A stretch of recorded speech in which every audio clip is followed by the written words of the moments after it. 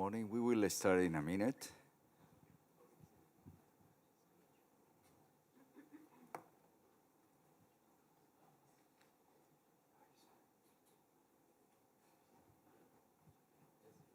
Please feel free to come to the tables in the front.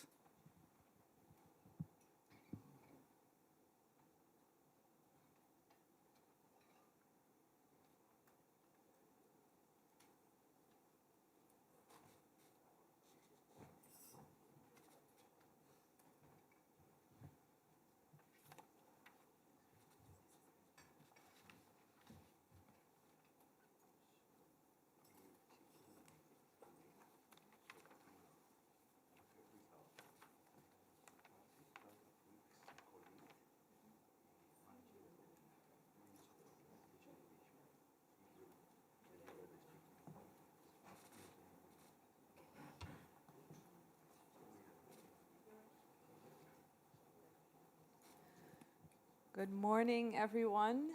Welcome to our session.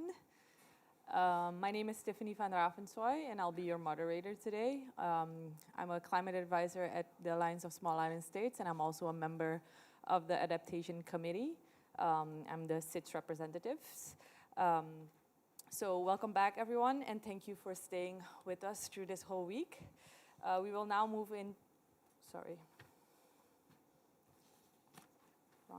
Wrong thing. Yes, sorry. We are pleased to have both in-person and online participants, so you'll have presentations from online participants and also from people here in the room. This session will focus on advancing the understanding and collaboration on adaptation, bringing together diverse perspectives from policy, practice, and implementation. I will just now go over some housekeeping. So a few quick housekeeping notes before we begin. Please ensure your phones are on silent. For those online, kindly remain muted unless invited to speak. We will have the opportunity for interaction, including Mentimeter and discussion segments. And also coffee break timings will also be respected to ensure smooth flow. And now I would like to invite Alejandro Kilpatrick from the UNFCCC. He's the co-lead and manager of the Means of Implementation Division. He will do the remarks on behalf of Deputy Executive Secretary, who could not be here with us today. And Alejandro, I welcome you.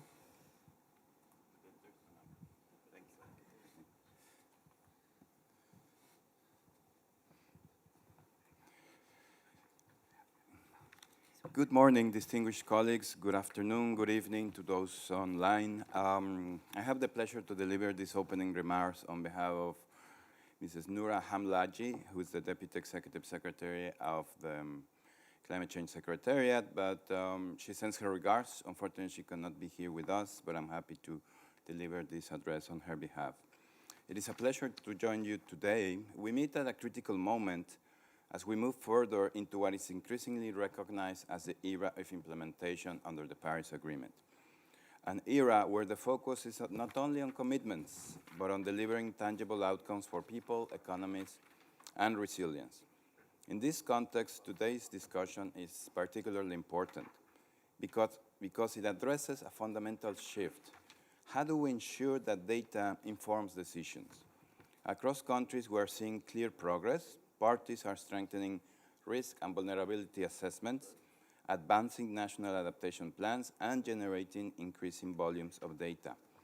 However, a persistent challenge remains. Too often, this information does not sufficiently inform policy, planning, and investment decisions.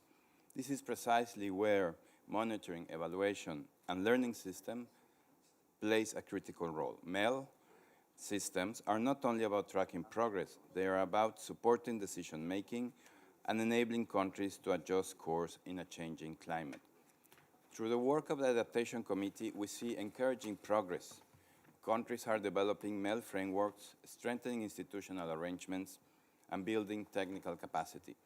At the same time, we're entering a new phase, a phase shaped by the outcomes of Decision 2 CMA5 and the adoption of the United Arab Emirates Framework for Climate Resilience under the Global Goal and Adaptation.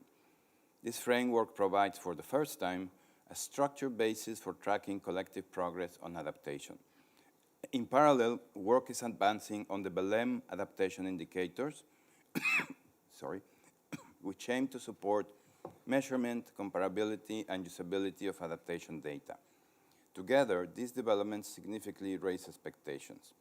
They require MEL systems to evolve from systems that primarily track activities to systems that actively inform policy, guide investments, and support adaptive management. This is also central to the objective of today's session, to explore how countries can practically integrate the Belém adaptation indicators into national MEL systems in a way that is feasible, usable, and decision relevant. And to identify the gaps, needs, and enabling conditions required to make this possible, this transition is not only technical, it is also institutional and strategic.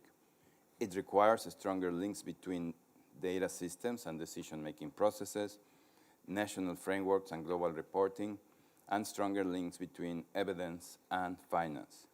Because in this new phase of implementation, finance or investments must increasingly be guided by evidence. Investments in adaptation require, as we all know, credible data, clear indicators of progress, and confidence that actions are delivering results. Well-functioning MEL systems can provide this foundation. They can help ensure that resources are directed where they're most needed and that outcomes are continuously improved over time. This is also why platforms such as Climate Week are so important. They bring together policymakers, practitioners, and finance actors and help strengthen the link between data, decisions, and delivery. As we look ahead to the next phase of work under the global goal on adaptation, including towards COP31, the priority is clear: to ensure that MEL systems are fully equipped to support the implementation of the UAE framework and the operationalization of the Belém adaptation indicators. Let me just conclude with a simple message. The objective is not only to improve data, the objective is to ensure that data is used and informs policy and investment decisions. If we achieve this, we will not only strengthen adaptation action, we will also contribute meaningfully to deliver on the promise of the Paris Agreement, which is a more resilient, sustainable, and climate-informed future for all. Thank you very much, and I wish you a very successful day.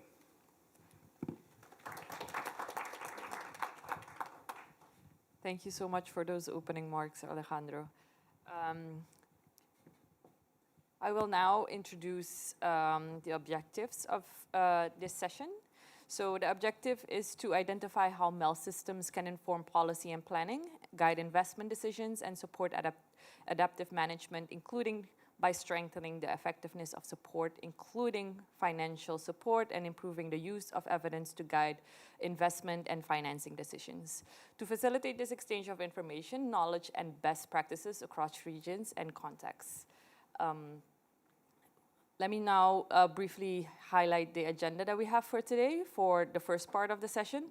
So the first part is called From Data to Decisions, How MEL Systems Inform Policy, Investment, and Adaptive Management. We'll first go into the opening and the framing of the session, and then strategic inputs, and then we'll have a World Cafe with interactive discussions, and then we'll have a synthesis and summary of the session. Moving on, we have, for the opening and the framing of this session, we have two very important speakers. We have Angela Rivera, who's also on the adaptation committee. I would like to invite Angela up here.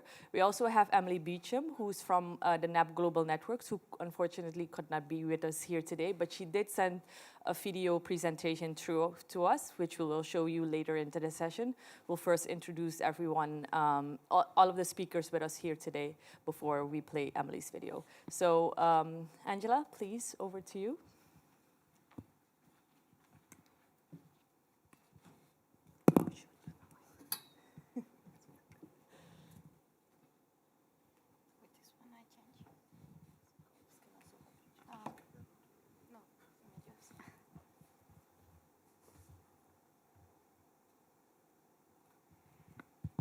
Thank you so much. Good morning, everybody. My name is Angela Rivera. I'm from Colombia. I'm a representative of the Latin American and the Caribbean region in the Adaptation Committee. I'm going to start highlighting that this presentation is in relation on how monitoring, evaluation, and learning systems enable more informed climate adaptation decisions. These presentations highlights in particular the work that we have been carrying out in the UNFCCC, the Paris Agreement, and through the work of the Adaptation Committee and its partners, MELS is helping to transform data and actionable insights and shared learning. And this is about accelerating effective adaptation through continuous feedback, learning, and collaboration. In this first slide, we are setting the scenes and the objectives of this session. First, we will share key insights on adaptation progress and priorities, helping us to understand where we stand and what requires urgent attention. Second one, we are going to highlight practical experiences and lessons learned, drawing from implementation on the ground.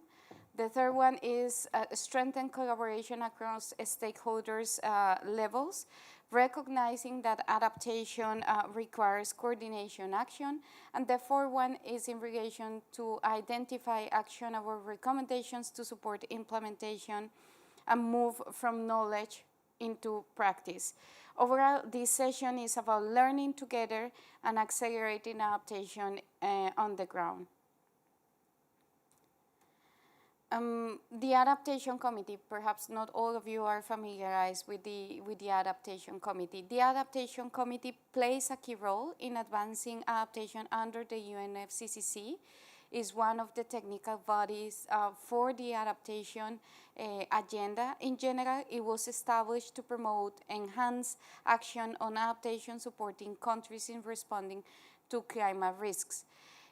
The committee provides technical guidance and support to parties, ensuring adaptation efforts are practical and evidence-based. It also works on enhancing coherence across adaptation-related work streams, processes connecting different work streams.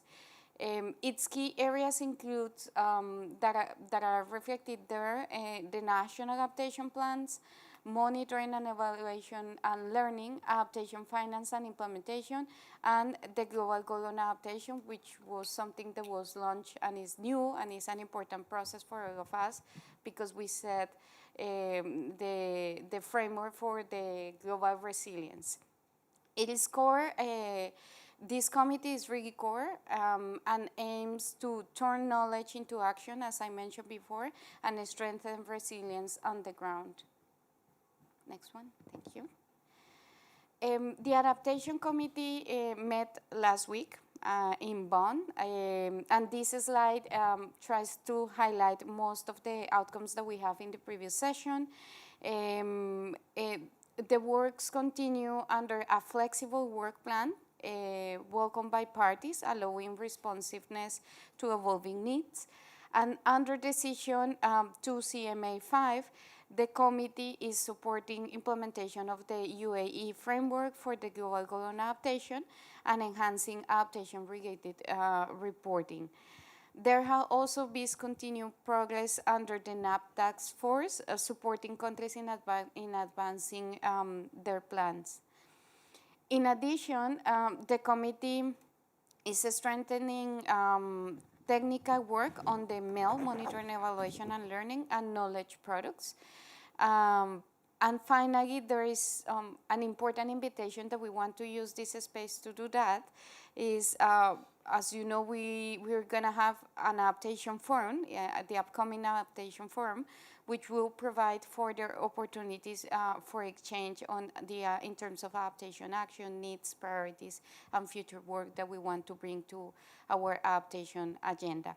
Overall, the outcomes reflects a strong focus on implementation, learning, and collaboration. Next one. On monitoring, evaluation, and learning, the toolkit, this slide try to introduce the MEL toolkit developed by the Adaptation Committee in collaboration with the NAP Global Network. It provides a practical, user-oriented guidance to support countries in strengthening their adaptation efforts, and the toolkit helps parties to design MEL systems, identify and apply indicators, and link monitoring to decision making. Importantly, it ensures that data is not just collected, but actively used to inform policy and improve outcomes. Overall, it is a hands-on resource to support continuous learning and effective implementation.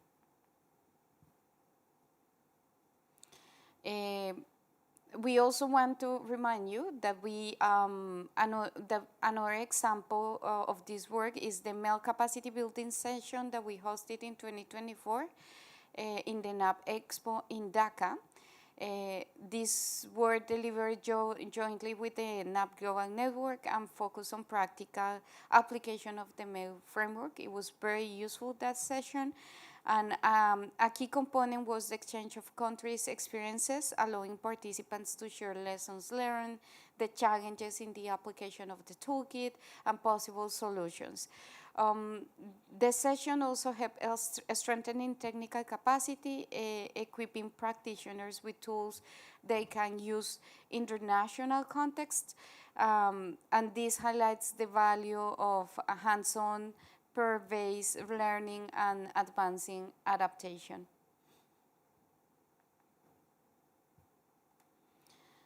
In terms how we are advancing the work on the MEL and looking ahead, we are continuing to advancing the MEL work. At AC29, going back to the meeting that we had last week, the committee welcomed the contribution of the NAP Global Network to the 2024 MEL Toolkit, reinforcing the importance of this collaboration. And it also considered the concept note for updating the toolkit. So we expect that we can update it and agree to seek feedback from users, ensuring updates are grounded in real-world experience. The Secretariat was requested to revise the concept note, including timelines, next steps, and for consideration at the AC31. So we have a lot of work ahead, but the idea is to review this tool based on the experience and the information that will be provided by practitioners and parties.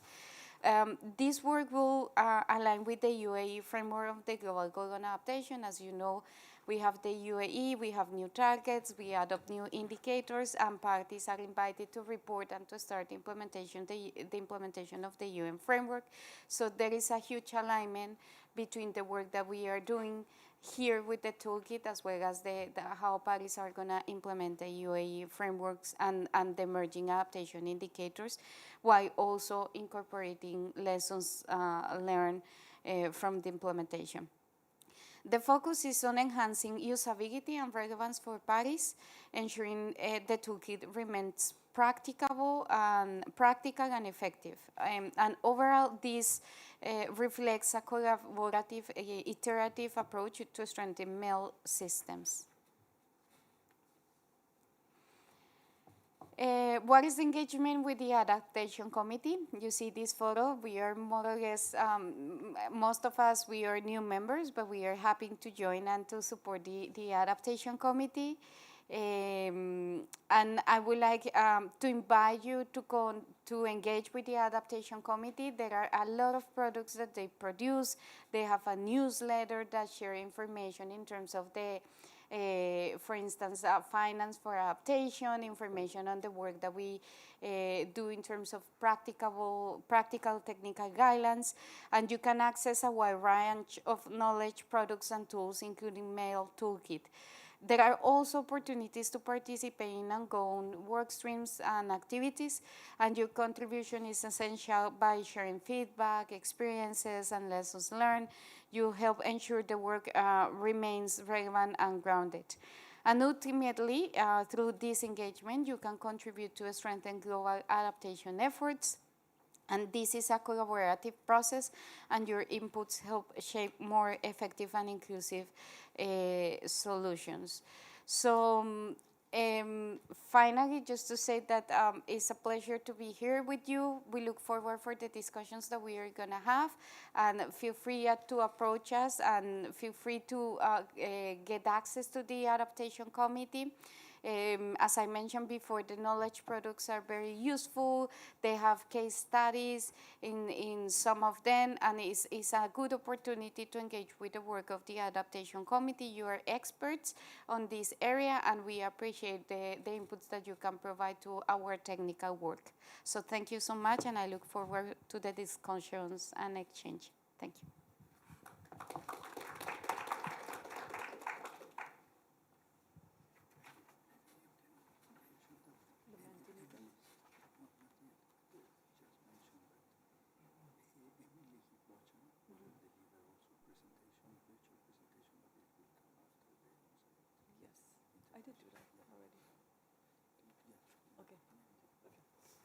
Thank you so much for that, Angela. That was a really good presentation on what the Adaptation Committee does when it comes to monitoring, evaluation, and learning. So we also have, like, as I mentioned before, we also have a presentation from Emily Beecham, but we'll do that one once all the participants who have a presentation in person have done their presentation. So we'll move over to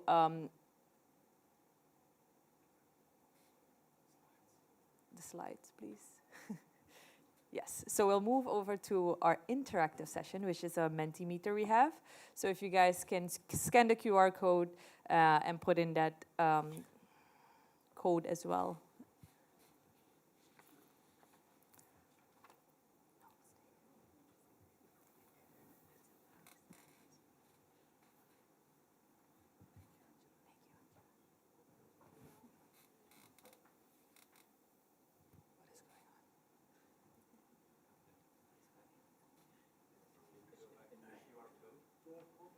Yeah, sorry about that.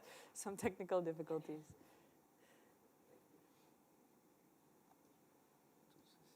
So this is a Mentimeter. So they need to enter, and then they will start responding to given questions, and they will see them on the screen. Yeah. My colleagues will be running this session. Okay. Has everyone scanned the QR code? I know it's a little bit difficult going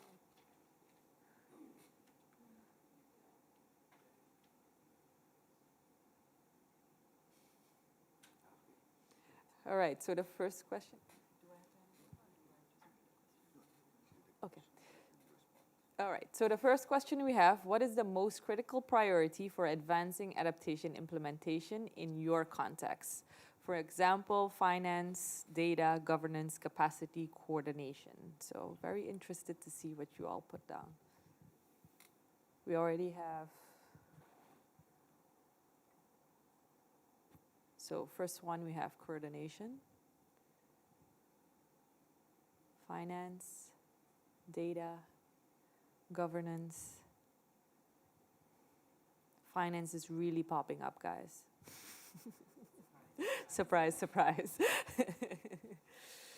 I see technical guidance, localization, access to finance, governance, capacity, data coordination.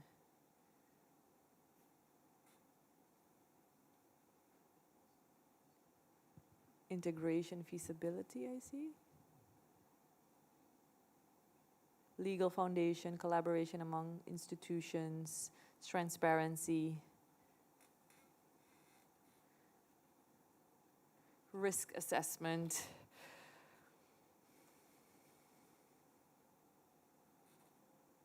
capacity building,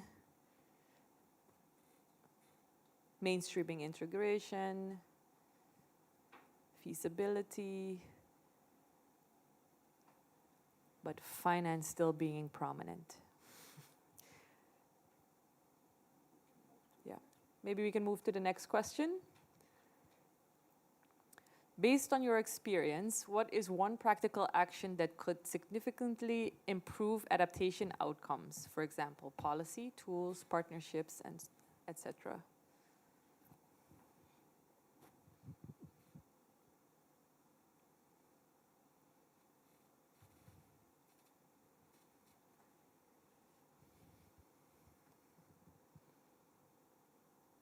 So we have partnerships, tools, technical tools, MELs, more partnerships, partnerships and tools, partnerships with key stakeholders, better monitoring tools, ownership of outcomes, cross-sectoral collaboration, capacity building, MELs again, guidelines, awareness and coordination, which is also a good one, working more closely with Ministry of Finance and Ministry of Planning, partnerships, early warning systems, policies with strong MEL systems, capacity building, consult of communities, standardized data for adaptation finance flows.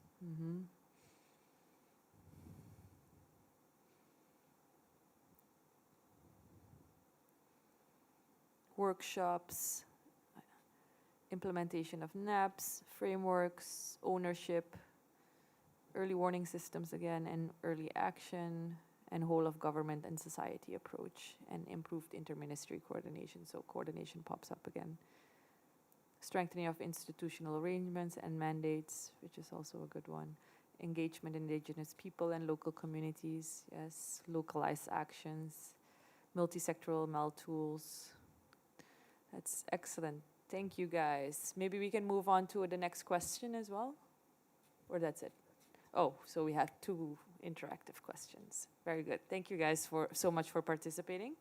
We'll now move on to on-site party interventions. So I have from Chad, PNG, and Timor-Leste interventions. So we'll first move on to Chad. So if the representative of Chad, we can get a mic for him.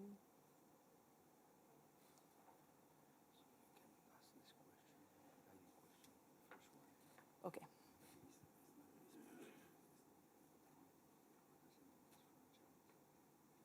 Okay, so we have some questions, or a question for the intervention. So how has MEL informed national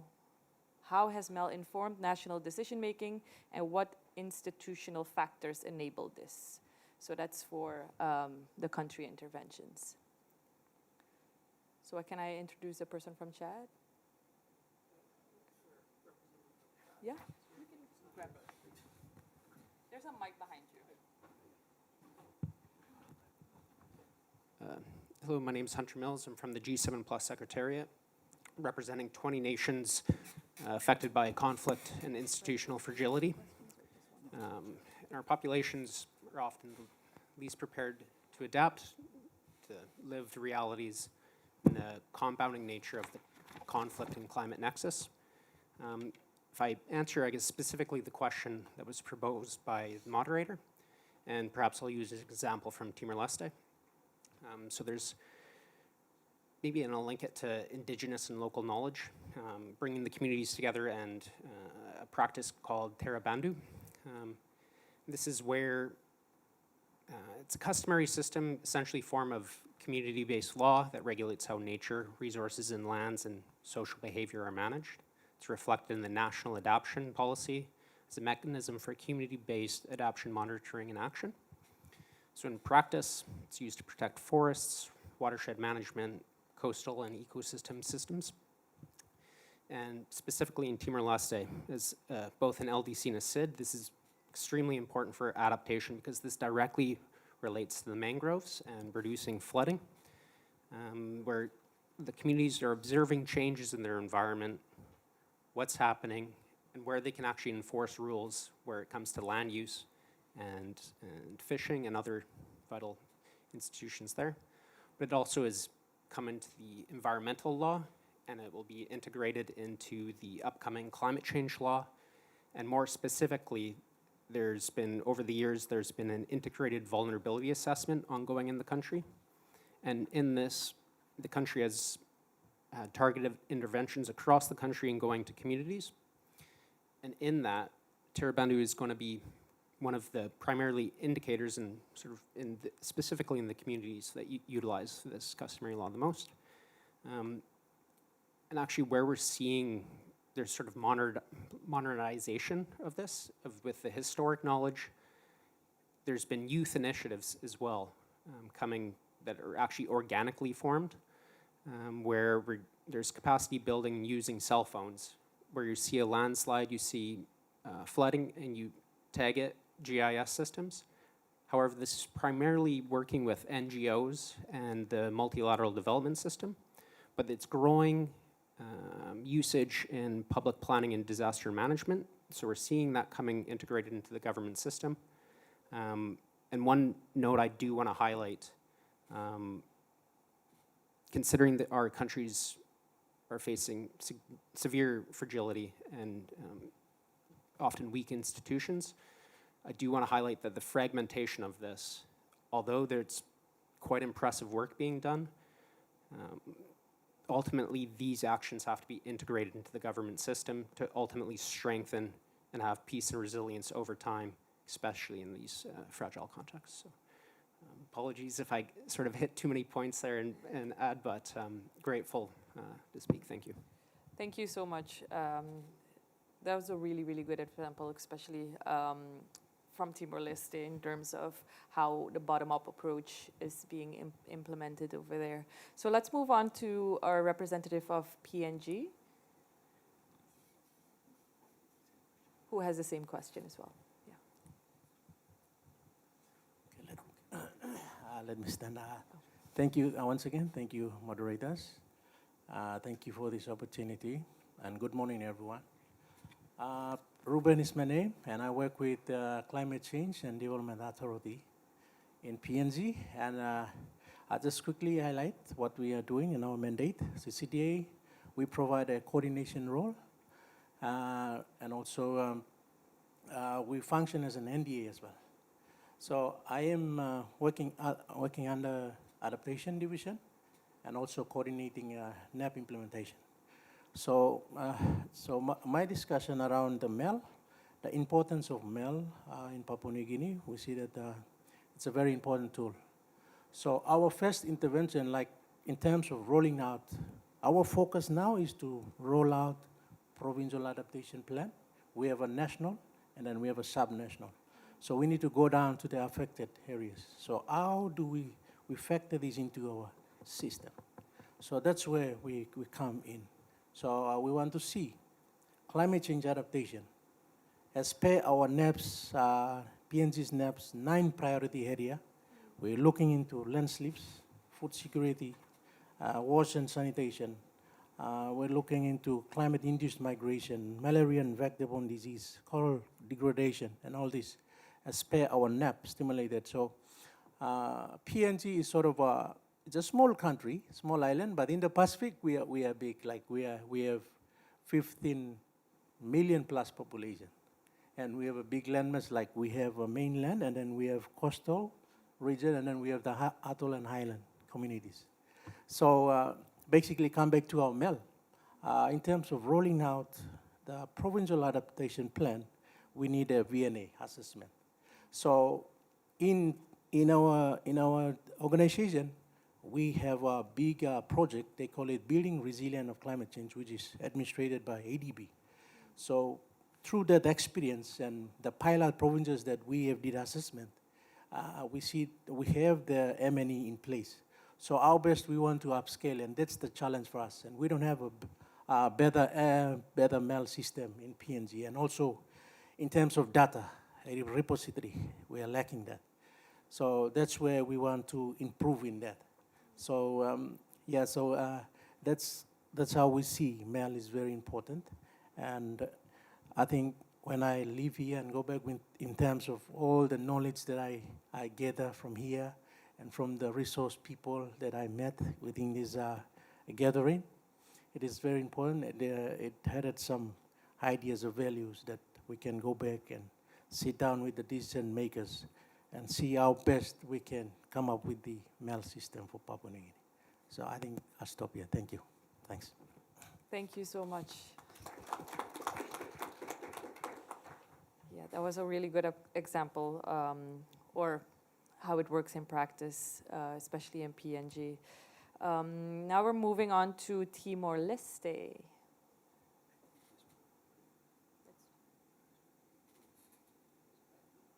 Oh, you did both. Yeah, so the 3 countries are actually all G7 plus countries. I encourage you to take a look and see the 20 member states, but just one comment on Chad, I guess. So one of the most, we know that one of clearly the most climate vulnerable countries, and compounded by sort of regional conflict coming in from immigration or refugees from the conflicts, but historically there's been a significant challenge on integrating the systems in Chad, but we're seeing very significant success with support from GCF, with our advocacy. We're looking to how can nationally owned operations really improve inside the countries. And so there was a significant gap, like how we mentioned, consistently seeing the coordination, the finance flows, ultimately what's preventing and the bottlenecks to integrating the MEL systems. But with the new strategy and the coming from the GCF, the commitment to mobilize $100 million, and then now specifically $25 million, we're seeing significant progress happening, and where there'll be external support coming in to really strengthen the systems there. So just a quick comment on Chad there, and thank you again for the opportunity. Thank you very much. I want to thank all the country representatives for giving their lived experiences and how important MEL is in their country as well, and how they're executing it, and how communities and national adaptation plans are also very important when it comes to this. We're going now to some strategic inputs.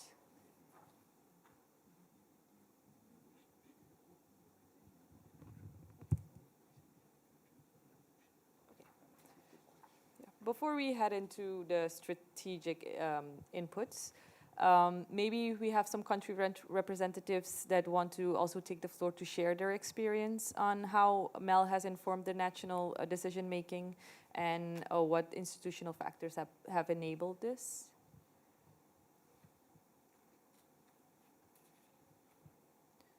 Anyone wants to share?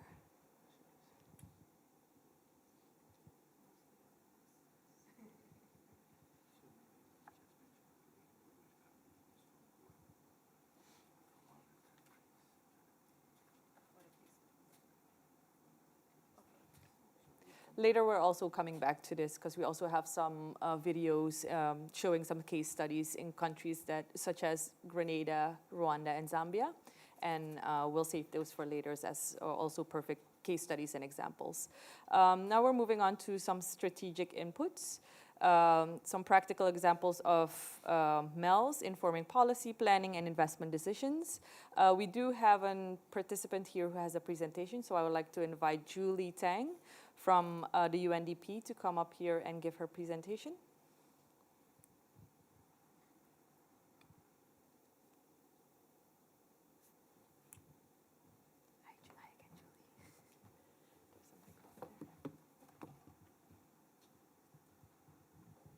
Thank you. Thank you very much. I was first asked not to do a presentation, but then because we have quite a large portfolio of support, Carlos thought that maybe it would be better if it was visually presented, so that the information could be presented a bit better. So globally, we have supported 45 out of the 76 NAPs that countries have submitted to UNFCCC, mostly with the GCF NAP window of support. And as you know, this window is quite large, so we could do a lot of work on NAP support from, of course, the NAP formulation, but also really strengthening the capacities and building the institutions for the NAP process to be implemented in a sustainable manner in countries. So this support on monitoring, evaluation, and learning stems from this large portfolio of support. Next slide. I have it. So I just want to show this slide because scaling is really about integrating MEL systems into national systems. It's not supposed to be a standalone project that has a monitoring, evaluation, learning system, but it's really about embedding monitoring, evaluation, and learning into national development planning, into sectoral development planning, into local development planning. And that also requires formalizing those roles with legal mandates and some funding attached to it so that it's now embedded in national budgets and it doesn't depend on project funding and external funding to be operational. So some examples of national MEL systems that we've supported, I'll only give two.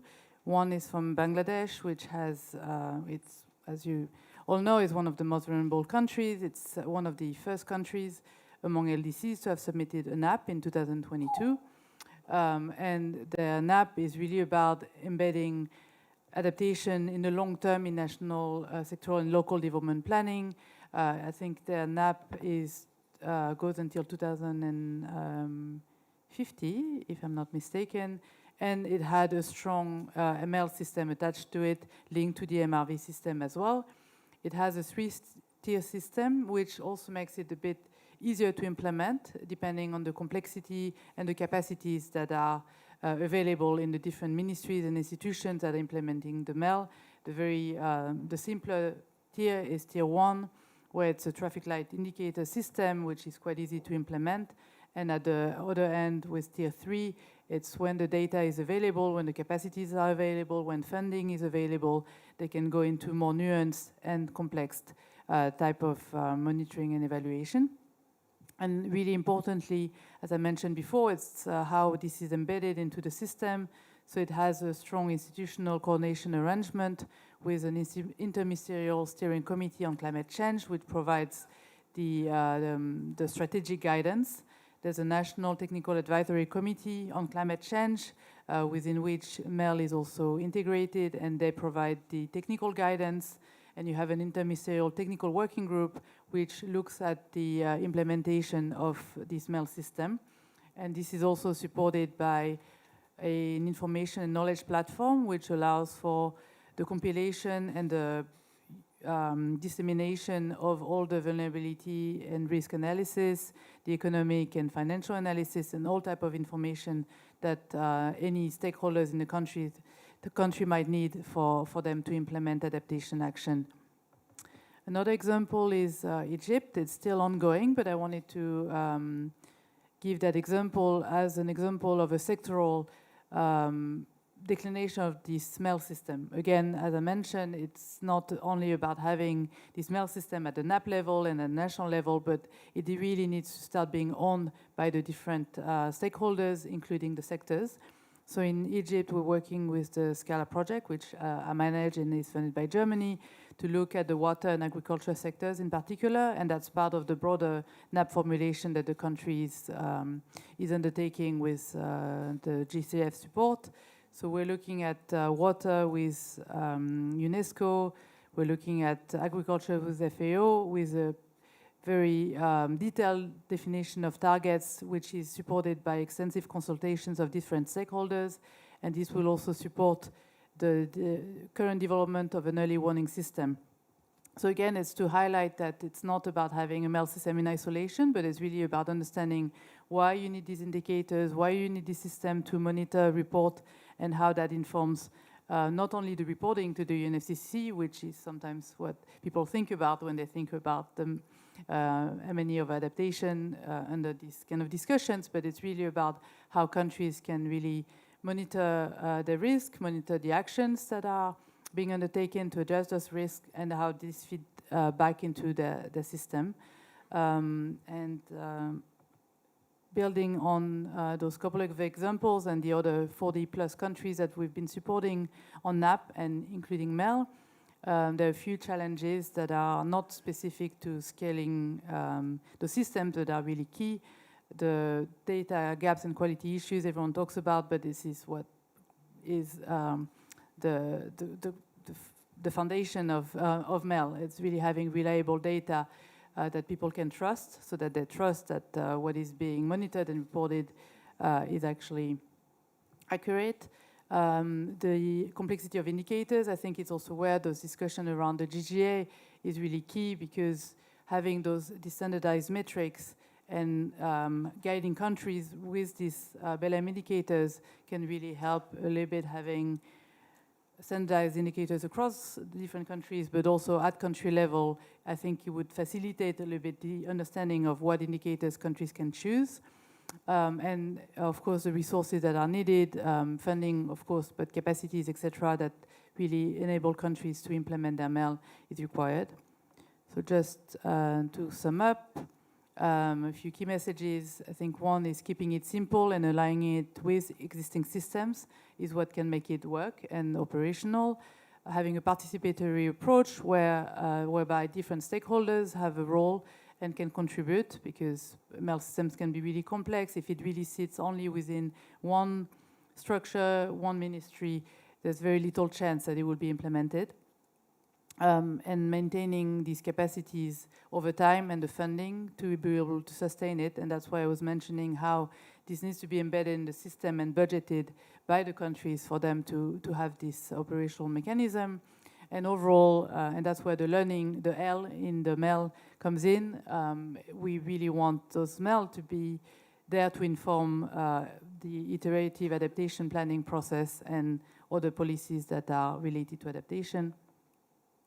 So I just wanted to close by showing a few of the tools that we've developed over time at UNDP.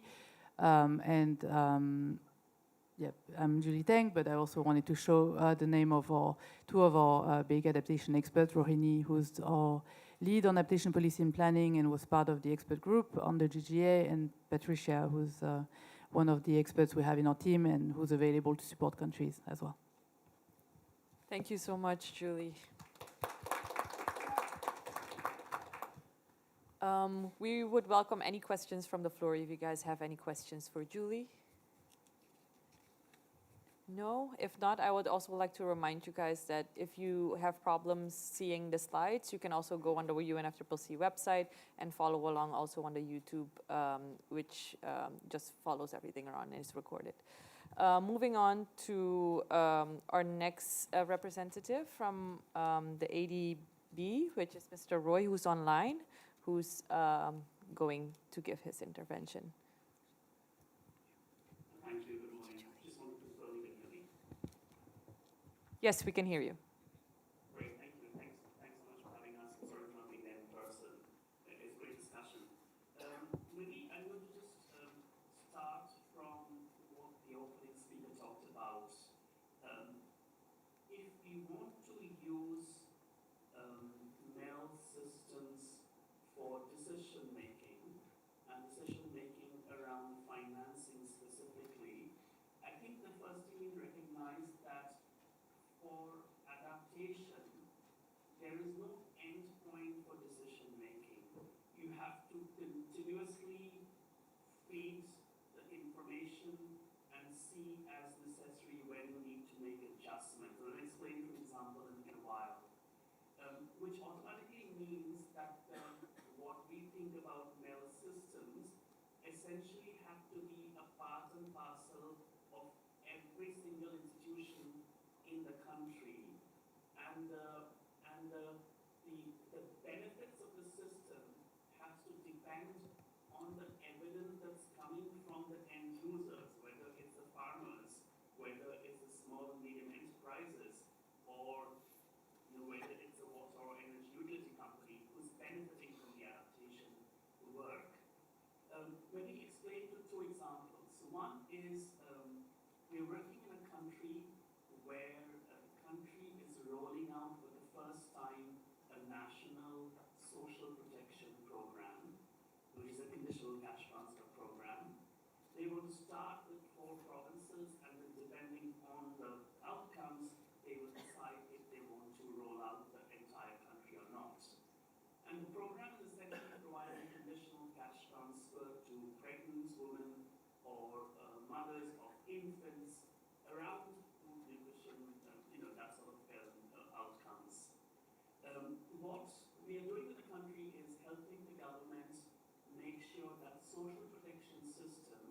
is linked to the shock responsive and adaptive system, which means the system is receiving, inputs about climate information, whether it's about immediate, shock or seasonal forecast, and based on that, then we are deciding how the social protection system can come in and provide additional support to the beneficiaries because they're most likely to be impacted by the shock.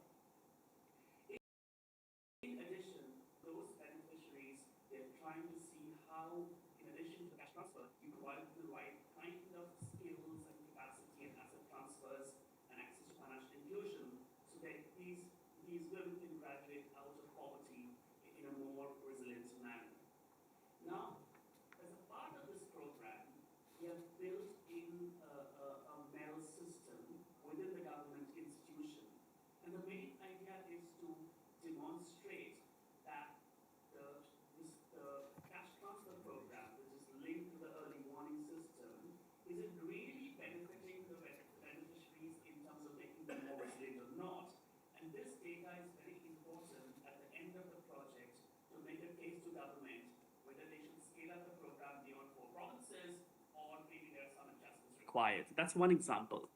The second example is another country we are financing a very large scale metro rail, like a transport system in an urban area.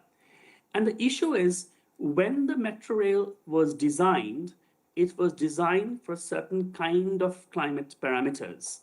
Now, as you would recognize, often a construction of a large infrastructure itself takes 5, 7, 10 years before you can see the infrastructure functioning. And within these 7, 10 years itself, in many cases, some of the climate parameters are changing, which means that even during implementation of such infrastructure, one has to closely monitor so that the institution who's responsible for that infrastructure ultimately is able to put in some sort of adaptive management system in order to ensure if the risk is changing, they are not necessarily, impacting the objective of the program. So these 2 examples where I think you can use the MEL at the end of a project to decide. Also, you have to use it along with the project itself to make sure as course correction is required.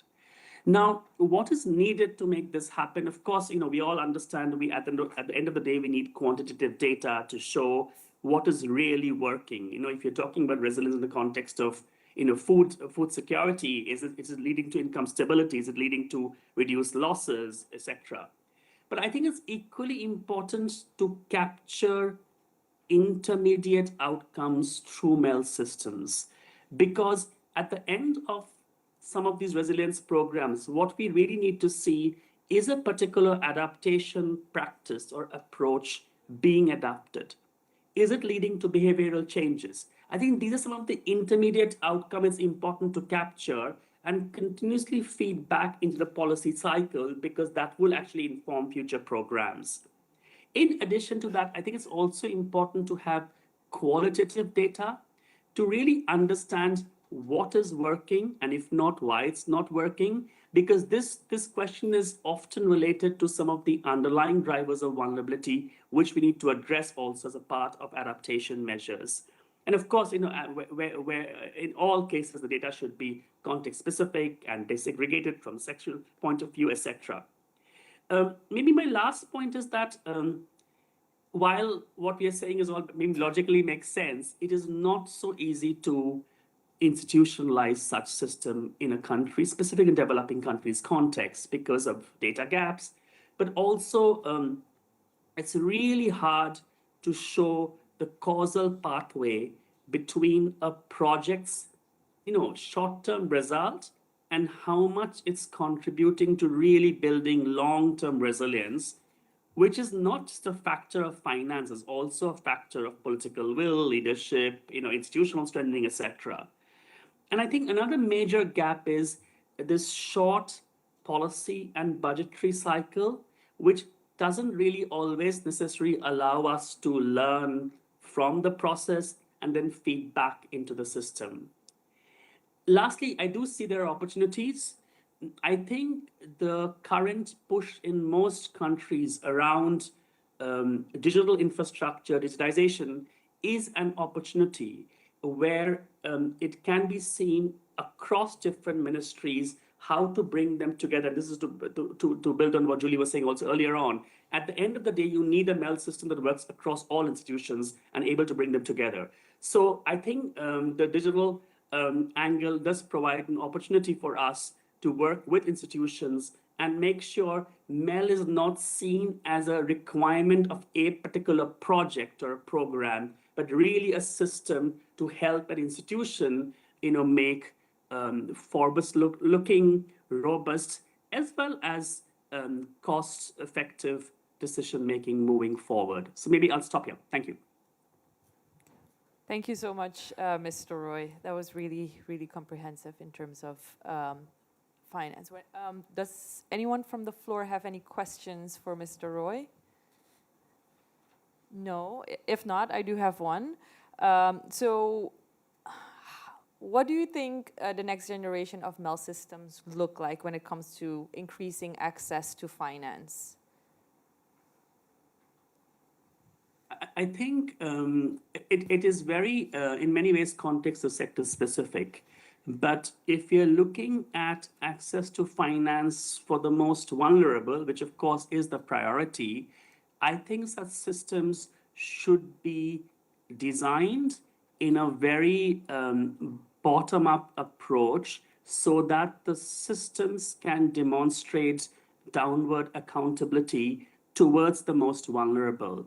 So really having a system that's based on understanding of rural farmers or urban informal settlements or MSMEs and what really works and what doesn't work for them.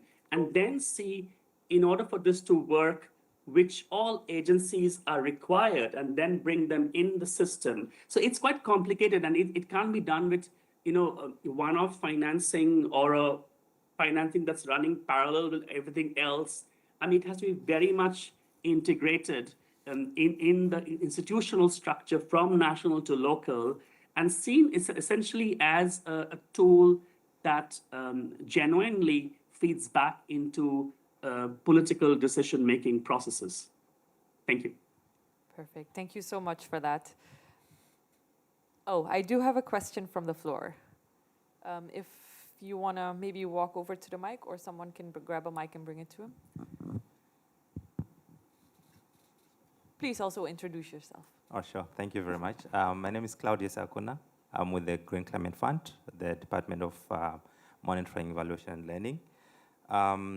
I just wanted to ask about, how are the experiences in the field when it comes to aggregating, let's say, things like adaptation benefits in terms of the numbers. Let's say we're looking at the number of people who are actually benefiting, or you're trying to count your beneficiaries, especially in the context where resilience means different things to different people. It's very context specific. And the previous speaker highlighted that it's very important perhaps to understand resilience when you look at intermediate outcomes. I do resonate with that, but what you then realize is it becomes very difficult to aggregate, let's say, at national level. So if you are trying to understand, so eventually how many people in this country or in this region have had their resilience improved, it becomes a bit of a nightmare. But perhaps it's good to get a sense from those who are on the ground, how best are they doing that and how is it working for them? And maybe we could also see how best we can learn from that and use that as a basis for our own frameworks. Thank you. Thank you so much for that question. I'll hand over back to Mr. Roy. Hopefully you heard Thanks. that. Yes, thank you so much. Great question, colleague from GCF. So I agree, aggregation is an issue. It actually depends on the way the program or the project is structured also. But I think what we need to recognize, at least in the case of large-scale investments when we are designing the investment, we have to do economic and financial analysis to articulate the benefits that the program will generate, right?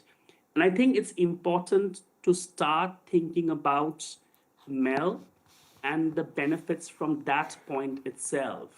Because unless you articulate the benefits upfront, then when you set up a MEL system, it's easy to track the benefit and see it's actually achieving or not. So for me, I think often a MEL system is thought about towards the end of a project design and not necessarily from a very beginning start of a project. So I think it's to come together. My second point is that while aggregation is could be tricky, I think to me an indicators around number of people made resilient is not so tricky if you have the proper systems in place.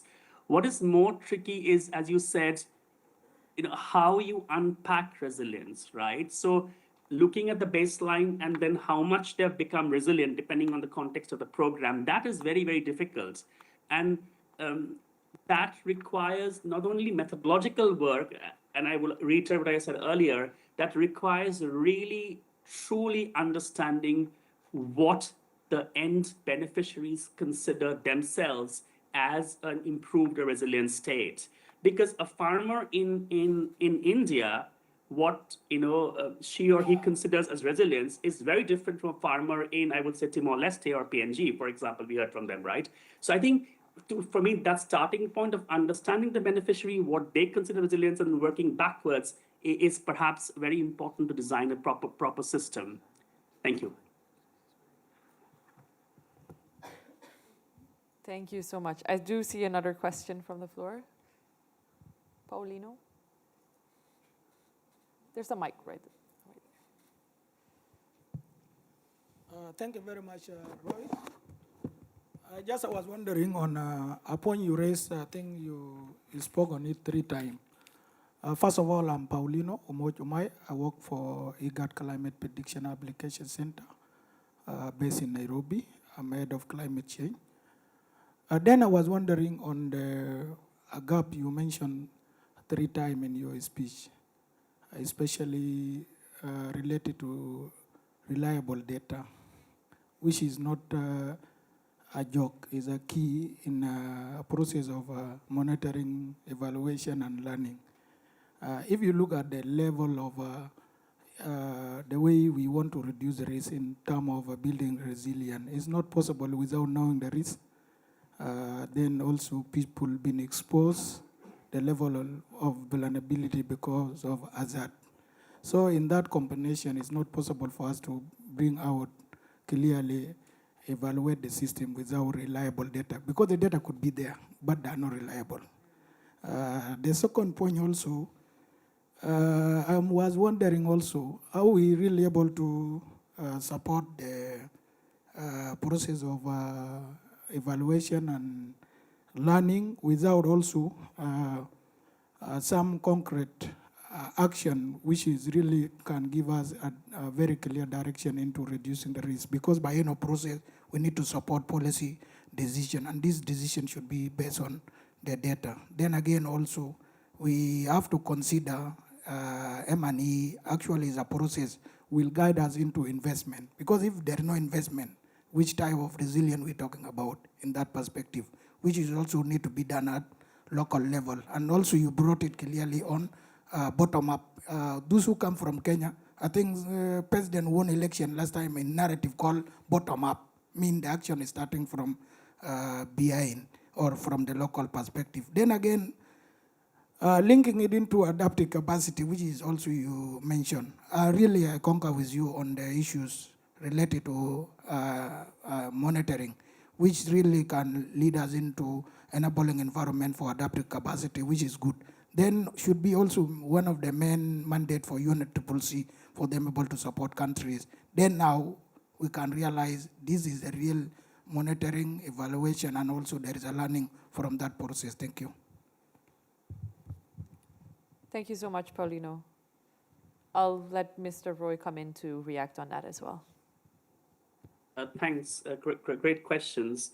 Not that I have answers to all of them, but I think, in this context, we should really see the whole GGA process and the indicators as an opportunity, not just to guide individual projects or programs, but for countries to really articulate the adaptation results that they would like to see, let's say, in the next 10 years or 20 years or 30 years. Once you have those results articulated through a nationally driven process, it's actually rather easier to work backwards to then say, okay, if I put in X amount of money, how much would that contribute to that particular result that a country has themselves articulated? So I think for me, that's how I see the GGA process as really an opportunity to build strong results frameworks around adaptation, which is mostly missing in most countries actually, and then use the results framework to attract and mobilize financing from different sources, including domestic private sector, as well as international global sources. Such an approach towards results from upfront also allows us to structure projects financially differently, including looking at more projects that are around results-based financing and policy-based financing, etc., and not necessarily looking at individual projects. And the last point, I agree, data is difficult, and in most developing countries, I think it's also a little bit too much to expect that we will have all data in place. But I think what we need to do is sometimes existing socioeconomic data, which is often much more developed through the census departments, statistical bureaus, etc., can provide very important proxies for resilience also. And along with that, some of the data has to be co-developed in a qualitative manner. Maybe it's not the data, it's more the qualitative information, along with the end users and communities and businesses, etc. Because we will never have a state perhaps where all data is available. So I think we have to work with what we have and build on that. But for me, having the results framework at the national level will strongly allow countries to mobilize financing around specific results, which has been easier for mitigation to date because they have one common indicator they work around, whereas for adaptation is much more challenging. So I see GGA as very much an opportunity. I'll stop. Thank you. Thank you so much for that discussion, guys. That's been very, very fruitful. We highlighted the importance of data sets and reliable data.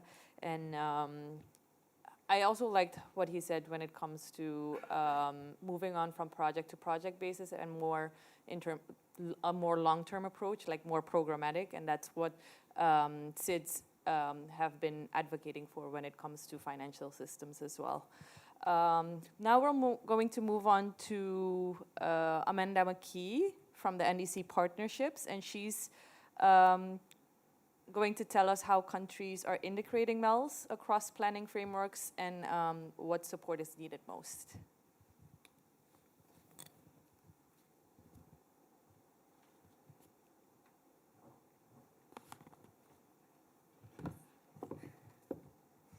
All right. Well, thank you. And I'm very glad I'm coming after those first two interventions because I think they really help to set the scene and give some of the technical insights. I'm going to start by prefacing that I'm absolutely not an adaptation expert, but I'm coming here from the perspective of NDCs and wanting to talk a little bit about how we're seeing countries approach this issue through their NDC development, implementation of their NDCs, which includes adaptation, as well as mitigation and the cross-cutting linkages.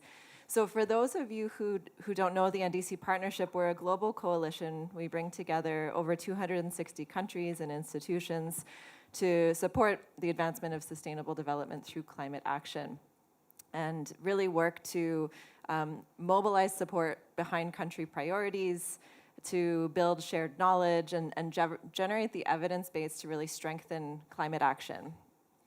So through the NDC Partnership, we're seeing countries put together much more ambitious NDCs. The round of NDCs that was just submitted while the ambition itself maybe is less than desirable, the positive thing I wanted to recognize is the quality of those NDCs is quite impressive. And if we look at those NDCs that we supported through the partnership, this is an analysis that we did of 54 developing country NDCs, 80% of them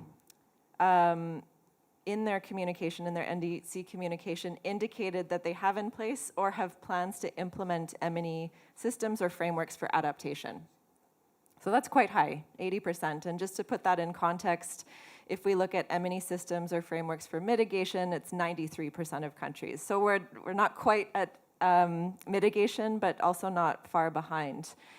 We also have evidence from the engagement countries have had through the NDC partnership over the last 10 years, and 100 countries in total have actually come forward to the partnership, specifically requesting support on MRV, M&E systems to collect data as it relates to adaptation or combined adaptation mitigation focus. So this is a topic that we're really seeing countries prioritize through their NDC implementation. We also have a really wide range of partners that are providing that support. So there's 125 partners who are coordinating in this area across the partnership, which I think really helps to exemplify the wide nature of the support, but also the very specialized expertise that is feeding into these systems. That's sort of the positive news. I also wanted to share, when we look at the support rate, 43% of all these requests for support that we've received from countries on this topic actually remain unmet. So there's a lot happening, but there's actually a lot and a large need for increased support. And some of the key areas where we're seeing the key topics, I should say, where we're seeing the most support needed are when we look at the intersection with finance and investment, nature, biodiversity, gender equality, disaster risk reduction. I wanted to share as well sort of what we see as maybe one of the main challenges. And mobilizing support for adaptation activities does remain a critical challenge, as we're seeing. Access to adaptation finance specifically remains a significant barrier, and countries we're finding are increasingly requested targeted support to navigate the complex funding mechanisms, but also to align their adaptation strategies with available international finance. And so there's a clear need for increased capacity building, and we heard a lot about that in the previous presentation, particularly in MEL systems that help to track progress on goals, resource allocation, effectiveness of programs. And if we look at finance specifically, this is a clear need that we're seeing through the NDC partnership. It's also one of the clear sort of enabling factors that we think there's a lot of reason to focus behind. So we know that MEL systems help countries to gather evidence, lessons learned on whether actions work or not, but they're also really critical to ensuring that the NDC is translated into something that's investment ready. And this is where some of the key gaps exist on that translation to what it means to be investment ready for adaptation plans and priorities. So this requires context-specific analyses, baseline assessments, to really put together project proposals that are going to attract the right finance. Something that we did last year, we have a climate investment planning mobilization framework that we developed together with the GCF, which helps countries think through what those steps are. MEL is a critical part, it's a critical stage within that framework, but what we did is we actually worked with the Asian Development Bank to develop a supplement that looks specifically at adaptation investment, including a chapter on MEL in terms of what countries should be thinking about some of the particular challenges. I wanted to maybe just end there. That was some food for thought and really how we're seeing MEL for adaptation feeding into and strengthening wider NDC planning and implementation efforts. But I think just to re-emphasize the points that I've heard through the discussion so far this morning, MEL is really an essential component. It needs to be an iterative process. in order for it to serve as this assessment tool to evaluate impacts, but ultimately to feed into decision-making and resource mobilization. And my last plea would be to think about the linkages with these other systems. So think about how this fits into the NDC efforts, where the co-benefits are, because as we know, a lot needs to be done, and so we need to be working together. So let me stop there. Thank you. Thank you so much, Amanda. That was a really good presentation. But it also highlights the previous points that you made in terms of capacity. And I just wanted to give an example when it comes to SIDS. Most SIDS also in their NDCs put in their adaptation plans because of the limited capacity that they have. So once they start this cycle, they might as well do their adaptation as well. But it's a NDC plus a NAP in combined. But yeah, thank you for highlighting those challenges. But please, anyone from the floor who has a question for Amanda? If not, we can move to our next speaker, which is Claudio Sakuna from the Green Climate Fund.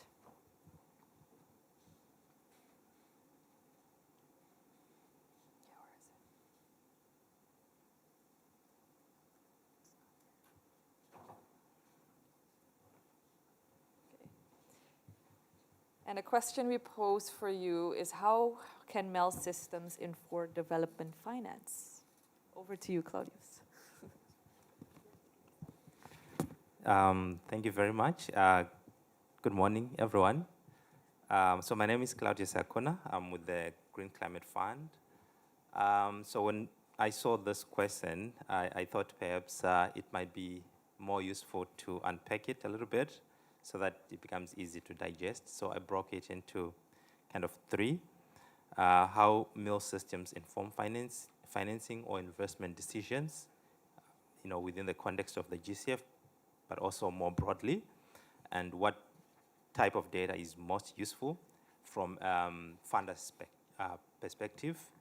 Then lastly, what are the key gaps that are limiting effective support, and what are the opportunities as well? Maybe as a bit of context, the GCF is the largest climate finance institution for the developing countries. And we currently have a portfolio of slightly more than 20 billion GCF financing, about 50% of which is actually in adaptation. That's about 353 projects in 134 countries. That's a really large portfolio, and you can imagine MEL systems really become very important. And we really understand this. And MEL is embedded across the whole project's lifecycle in GCF, from origination, what we call origination, typically it's development of the proposal. And at that stage, we focus a lot on the theory of change, which is really the basic building block of any MEL system. And we also want to make sure that funding proposals have got well-defined quantifiable indicators that are linked to our results framework. At the moment, we've got the integrated results management framework. And then we'll also make sure that there is a MEL plan with a budget to make sure that those activities can actually be implemented. They can also be measured. So this enables the Secretariat and, of course, ultimately the board to assess not only ambition, but also the credibility and feasibility of delivery.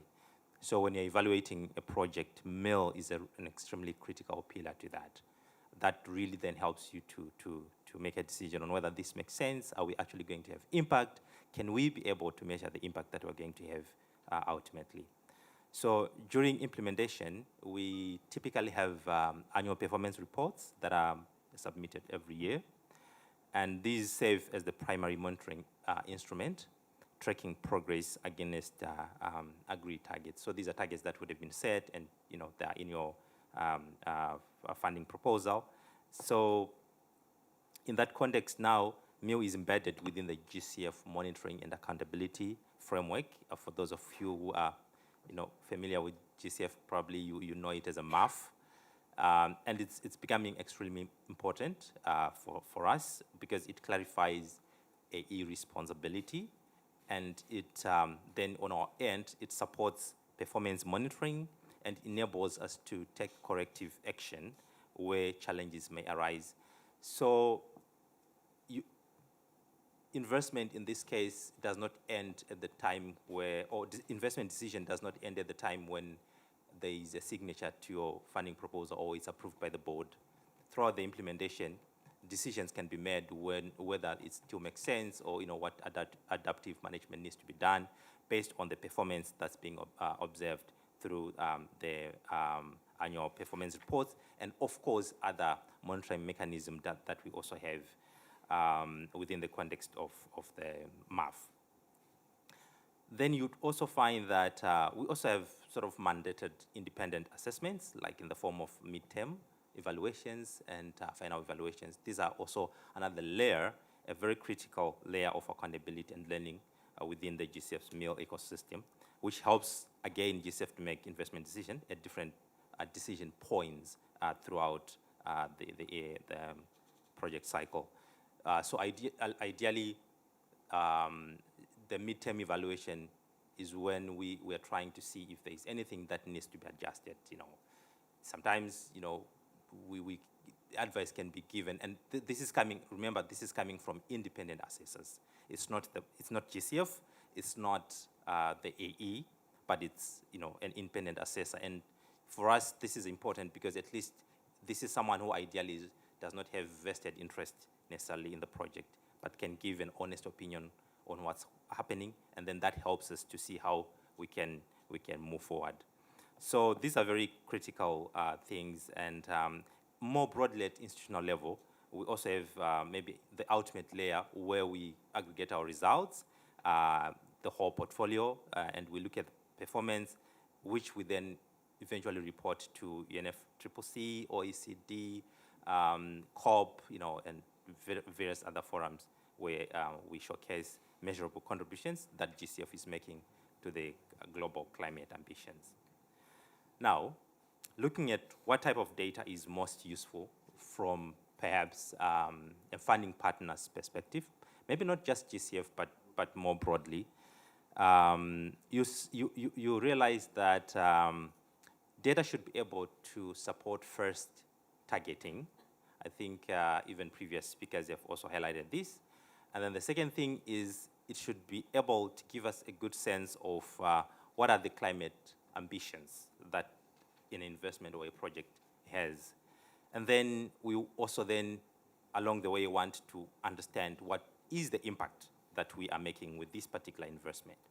And ultimately, we want to be able to learn from whatever would have occurred during the implementation of that investment. So with that in mind, you'd find that in many cases, the first thing that you want to think about, it's about targeting and baseline setting.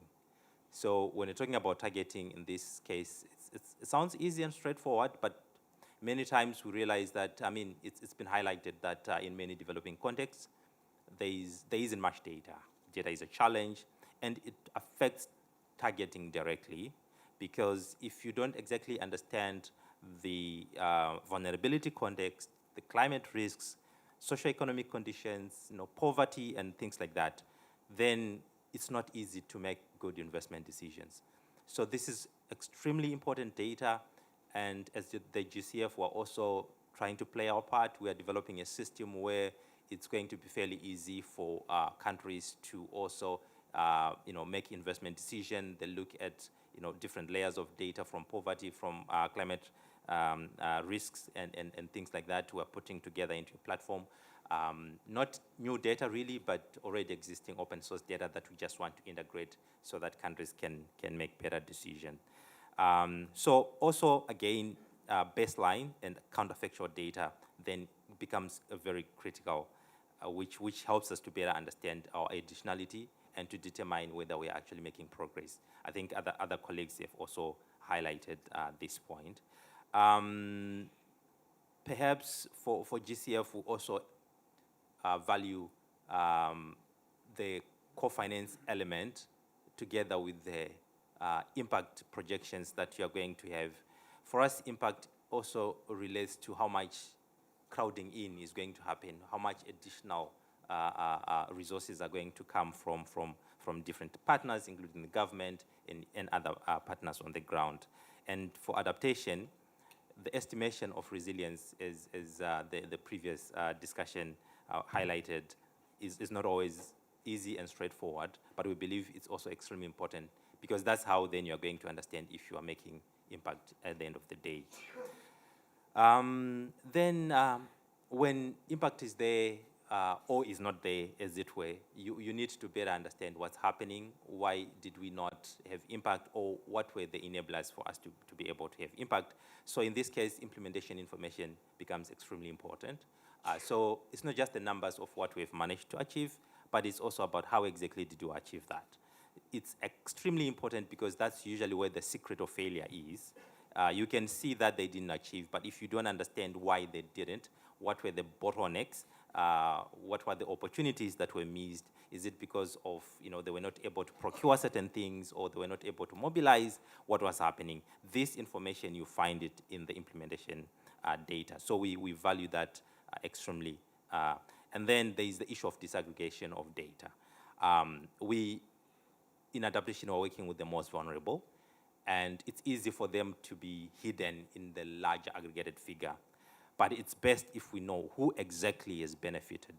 We're looking at indigenous populations, we're looking at women, we're looking at youth, we're looking at perhaps specific sections. We want to make sure that we don't leave anyone behind. So that granular level of disaggregation is very important data point.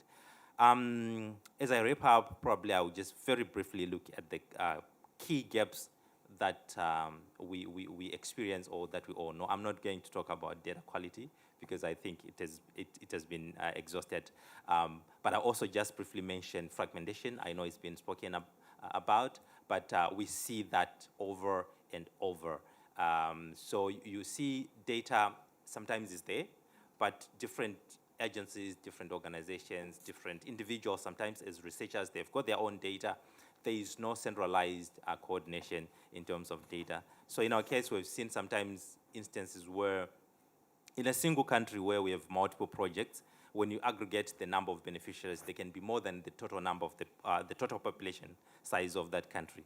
So you can already see that something is wrong, because ideally you would expect that we should have a way of identifying who exactly is benefiting, and we should be having a way of then saying, okay, where are we duplicating here, and how then best can we be able to exactly identify those people that are in need. So there is a lot of work that we can do.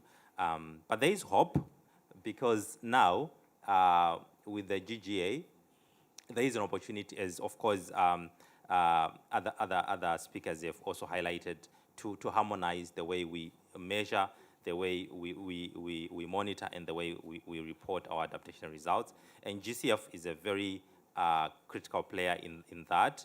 As the primary multilateral financing mechanism that enables implementation in developing countries, the GCF has got a very strong role to play.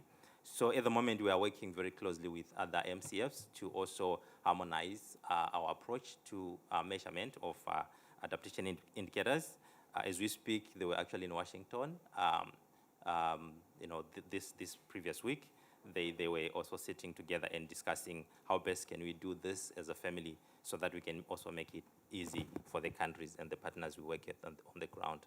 I'll pause here and probably receive any feedback. Thank you. Thank you so much, Claudius, for that comprehensive presentation on how the GCF, like how the MEL systems in for the development of finance for the GCF. Are there any questions from the floor? We only have like 2 speakers left, and then we'll head into a coffee break. So maybe we can quickly go to the next speaker if there are not any burning questions from the floor. No? Oh, I see one person there.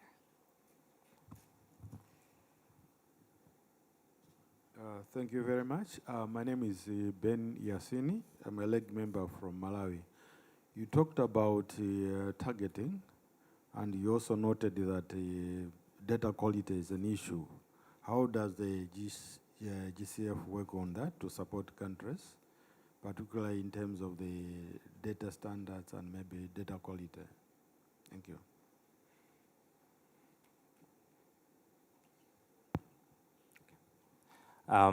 Thank you very much.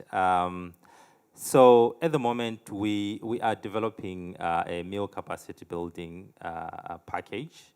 And as within that package, we also are going to be having modules that speak to how, what are the different data sources that can be used for targeting, and how can you collect targeting data in the most effective way, and perhaps not so favorable conditions. So there are there's lots of information that's going to be provided, at least to support countries to be able to collect better data. And on top of that, we are also developing an internal platform that integrates already existing open source data to help countries to actually be able to utilize that and identify areas where maybe they can get maximum leverage if they are to invest resources in those areas. So that's what I would say at the moment we have. It's the capacity building, and then the platform that we are building. It's still internal, we are testing it, and perhaps once we are happy with it, it might also be available externally. Thank you. Thank you so much, Claudius, and also for that question. Maybe we can quickly move to our next speaker, which is Pretna Saxena from the UNCDF. And she will tell us how MEL informs local level investment decisions.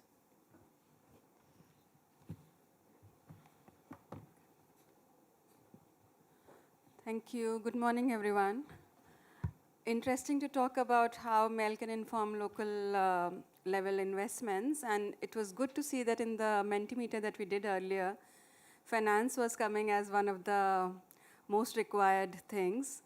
And in my mind, it is very closely followed by data and data analytics and good data that we can use to decide where to invest, how much to invest, and when to invest. But before I come to it, let me just start by saying that maybe many of you already know that UNCDF is the UN's mandated agency to provide catalytic finance in areas where it is needed most. We primarily work in least developed countries and in SIDS. As an institution, we have a strong focus on integrated results and impact measurement. It is a key part of our strategic framework, which guides our investments at national and subnational level. For the local adaptation, we have our flagship program called the Local Climate Adaptive Living Facility. In short, we call it LOCAL. It supports countries in integrating climate change adaptation into local planning and budgeting systems, and to increase access to climate finance for local governments. That means we work at subnational level, we work at provinces, we work at municipalities, where a lot of other larger development financial institutions do not come in, and that's where we make a difference. So through LOCAL program, we focus on strengthening systems for climate delivery. We integrate adaptation into public financial management. So basically, we unlock financing which may be stuck or unutilized in the public financial management, and how it can be recycled for adaptation purposes. We strongly invest in building capacities of local government. Capacity building is a theme which is coming out in almost every session that I'm attending here. So capacity building of local governments to respond to the climate needs and also to be able to measure data. And then scaling up locally led adaptation through performance-based fiscal transfers. Performance-based is a very important term here, which I would like to emphasize on.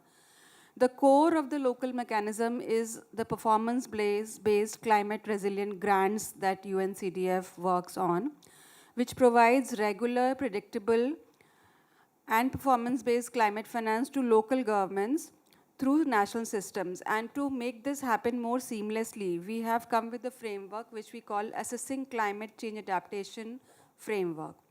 Now, PBGRG mechanism, which is a performance grade grant mechanism, works on minimum conditions. We agree with local governments what could be the minimum conditions that they will be able to meet at a particular period of time. We agree on that. Then we agree on performance measures. What could be the performance measures through which we decide that these minimum conditions would be met? And then the annual performance assessment, which is done independently to assess grant allocations and how the program is going. Just to give you a very practical example, in Nepal, which is one of our locale countries, this mechanism has been operationalized with the results-based financing mechanism in place with the Ministry of Finance. The total amount which we agreed to work on was USD 2 million for 2 fiscal years. Not a big, huge amount to start with, but a good start, good way to get things moving. And $925,000 have been disbursed following the positive annual performance assessment framework. So this shows that the government also takes ownership that they have to do and bring systems in place in a certain way so that the development partners also come in and support them. The disbursements are linked to achievement of agreed deliverables. And again, the results are independently verified. They are not verified by UNCTF directly. Performance again determines the level and timing of payments. If the performance is for any reason slowing down, then the payments also slow down. If there is a need to accelerate payments because of certain challenges or certain new demands which have come in, we discuss this, we make that happen. And through this framework, the core tool for planning, monitoring, and adopting results has been established. Again, this framework is applied at the level of individual investments, so it enables linking activities to outputs and outcomes. It's a very granular tool. It helps us track baseline progress and endline results. It also generates evidence for reporting and decision making. And one very important thing which I like to emphasize on, that it helps us in a good storytelling as well. It gives us really good numbers to tell us how far we have come from where we started and what more needs to do, and numbers can do it very well. So with the combination of the performance-based grants and this framework, we provide, we create a continuous investment pool wherein we plan, we invest, we monitor, we again assess performance, we disburse, and the money keeps moving. Just to give you a larger picture, in last few years, we have mobilized 10+ million across Asia Pacific through SIDA for co-financing climate adaptation projects. We've also transferred 1.7 million to subnational government in Solomon Islands for climate resilient investments. We worked with Green Climate Fund in Cambodia for 9.78 million transferred to the government for, again, performance-based grant mechanism. And we have additional projects in pipeline with Bangladesh under the ICIMOD financing scheme. This is just in local adaptation projects, but overall, I would say that in UNCDF, whenever we are working on local projects or large-scale national-level projects, which are funded generously by GCF, JEF, MAF, all the resource partners who are focused on climate adaptation, and the schematics which are coming up are very strongly nature-based financing, biodiversity financing, financing businesses in mangroves, financing businesses to reduce human-wildlife conflict, all these kinds of new areas which were not very popular in financing earlier. Results measurement is the core of it, and it's not just for assessing performance, but also a lot for learning. So again, the L of M is very important for us, for informing us as development practitioners, but also for the governments that we partner with. Equally important for private sector, which is looking for incentives to be part of this development story. We understand private sector mostly looks for opportunities to create revenues, but if you give numbers to show them how revenue can come forward, it really becomes a game changer. Thank you.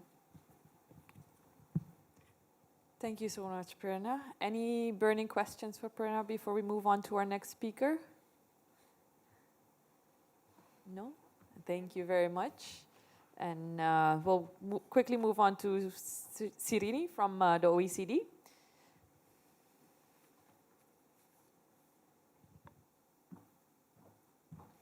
and she will tell us how MEL systems support policy coherence. Over to you, Sue. Thank you very much. And I guess the benefit of coming last means that a lot of my points have already been covered. And so I'll keep it short also to not keep you too long from your coffee break. So first of all, thank you so much for the invitation to the OECD. I'll share some work from some of my colleagues who are working specifically on adaptation and on a work stream on understanding adaptation progress. So as you're all very well aware, countries around the world are increasingly making adaptation a national priority. Globally, you know the figures well. The UNEP Adaptation Gap Report shows that 85% of countries have established at least one national adaptation policy instrument. A quarter have also put in place legal instruments that require national governments to plan for adaptation. In the OECD, so across all of our 38 member countries, they've developed at least one national adaptation strategy, plan, or framework, setting out the main climate risks they face and adaptation priorities to address those risks. But of course, on its own, the adoption of an adaptation strategy, plan, or framework does not necessarily enhance countries' resilience to climate impacts. In practice, we've seen implementation is slow, often fragmented, sector-specific, and designed to respond to current or near-term risks. Countries' own assessments of progress point to lagging implementation and a growing gap between climate risks and adaptation action. In 2024, we conducted a review of 48 OECD and non-OECD country approaches to assessing progress on adaptation. The results of this survey indicate that despite the increasing number of adaptation objectives and targets, countries continue to struggle to demonstrate progress towards them. For example, while the majority, so 83% of the countries that we surveyed, include a section on how to track and evaluate progress, only half of those countries develop regular progress or evaluation reports. Countries that we surveyed indicated several challenges to assessing progress, which include significant data and information requirements. This reflects the inherent complexity, of course, in measuring adaptation, which cuts across almost all policy areas, from national to local level, and concerns both public and private actors. Other challenges relate to capacity constraints in aggregating information from different data owners and levels of government. Finally, there's the challenges in demonstrating the links between policy action and changes in climate adaptation. So on to the issue of policy coherence. Of course, MEL frameworks can contribute to policy coherence through different channels. This include, for example, through objective setting, where it helps MEL frameworks help to identify synergies and potential trade-offs between different sectoral objectives. MEL frameworks also help to align national and subnational efforts, connecting those levels and subnational levels and actions to national priorities, and also through reporting and data collection that can help to serve multiple purposes and also avoid duplication of efforts. One of the sort of underlying objectives of adaptation MEL frameworks is to understand whether the implementation of adaptation actions has actually reduced countries' exposure and vulnerability to the impacts of climate change. This is, of course, not a straightforward task, as it seeks to establish a causal link between actions and the level of climate resilience that's actually achieved. Through our work, we've identified that countries use different approaches to approach this task. Examples that we've identified include Chile and the UK, who have developed a theory of change approach to actually map how resources for adaptation link to adaptation measures and long-term impacts, and then qualitatively identify which specific results can be attributed to specific policy actions. Other countries tend to rely more on expert consultations and stakeholder engagement to establish attribution effects. And for example, we've seen Finland asks government officials and independent experts specific effectiveness-related questions. Korea actually takes this a step forward with a citizen engagement group to collect feedback on the effectiveness of adaptation measures. Finally, of course, a key factor is a strong enabling environment that we really need for effective monitoring, evaluation, and learning. Our work has showed that almost half of countries that we surveyed are starting to institutionalize adaptation measurement in their climate laws with a mandate to measure progress and sometimes including effectiveness. But for these processes to actually work and to actually bring about change, a domestic mandate is needed, backed up by adequate resources for governments to actually respond to the findings, and this is not yet the case in many of the countries. Another important enabling factor is the involvement of institutions and stakeholders in adaptation measurement, from sectoral ministries to audit officers and other actors. This really helps to strengthen ownership of the results and helps to also develop a conducive institutional framework for measurement. However, at the same time, technical and financial resources remain a key gap to measure adaptation progress comprehensively and regularly, requiring a scaling up of investments domestically, but also dedicated international support, in particular for the most vulnerable countries. So I think I'll wrap it up there, and thank you very much for your attention. Thank you so much, Sirini. Any burning questions for Sirini before we head off to our coffee break? I think everybody deserves a coffee, yeah. Well, thank you to all our speakers in this session.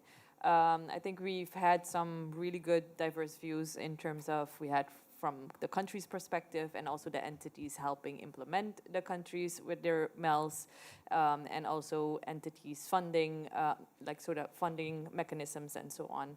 And what is needed when it comes to MEL to have like a really robust system, and the importance of data systems, the importance of the bottom-up approach when it comes to community-led action.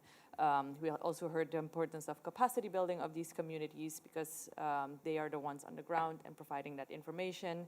And also we heard the challenge of fragmentation.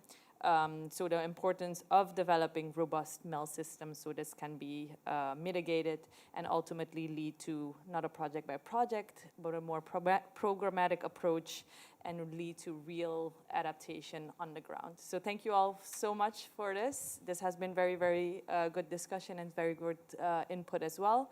But before I let you guys go, I also like to take the opportunity to welcome our delegates from the presidencies from COP31, so Turkey and also Australia. So we have our delegates from Turkey there in the back, and also our Australian delegates who are online. And also like to welcome the chair of the least expert, like Mokoena, of the leg. And I also have one last reminder, which is all the events from are posted on the AC website, and they will contain all the information, so the PowerPoint presentations, the YouTube link, the YouTube resources, and I also invite all the speakers from this session to also post their interventions, so everybody has access to that information. And we're also going to have a family photo right before we're heading to coffee break, so if I would like everyone to come here to the front so we can take a picture and then head off to get some coffee. Thank you guys so much.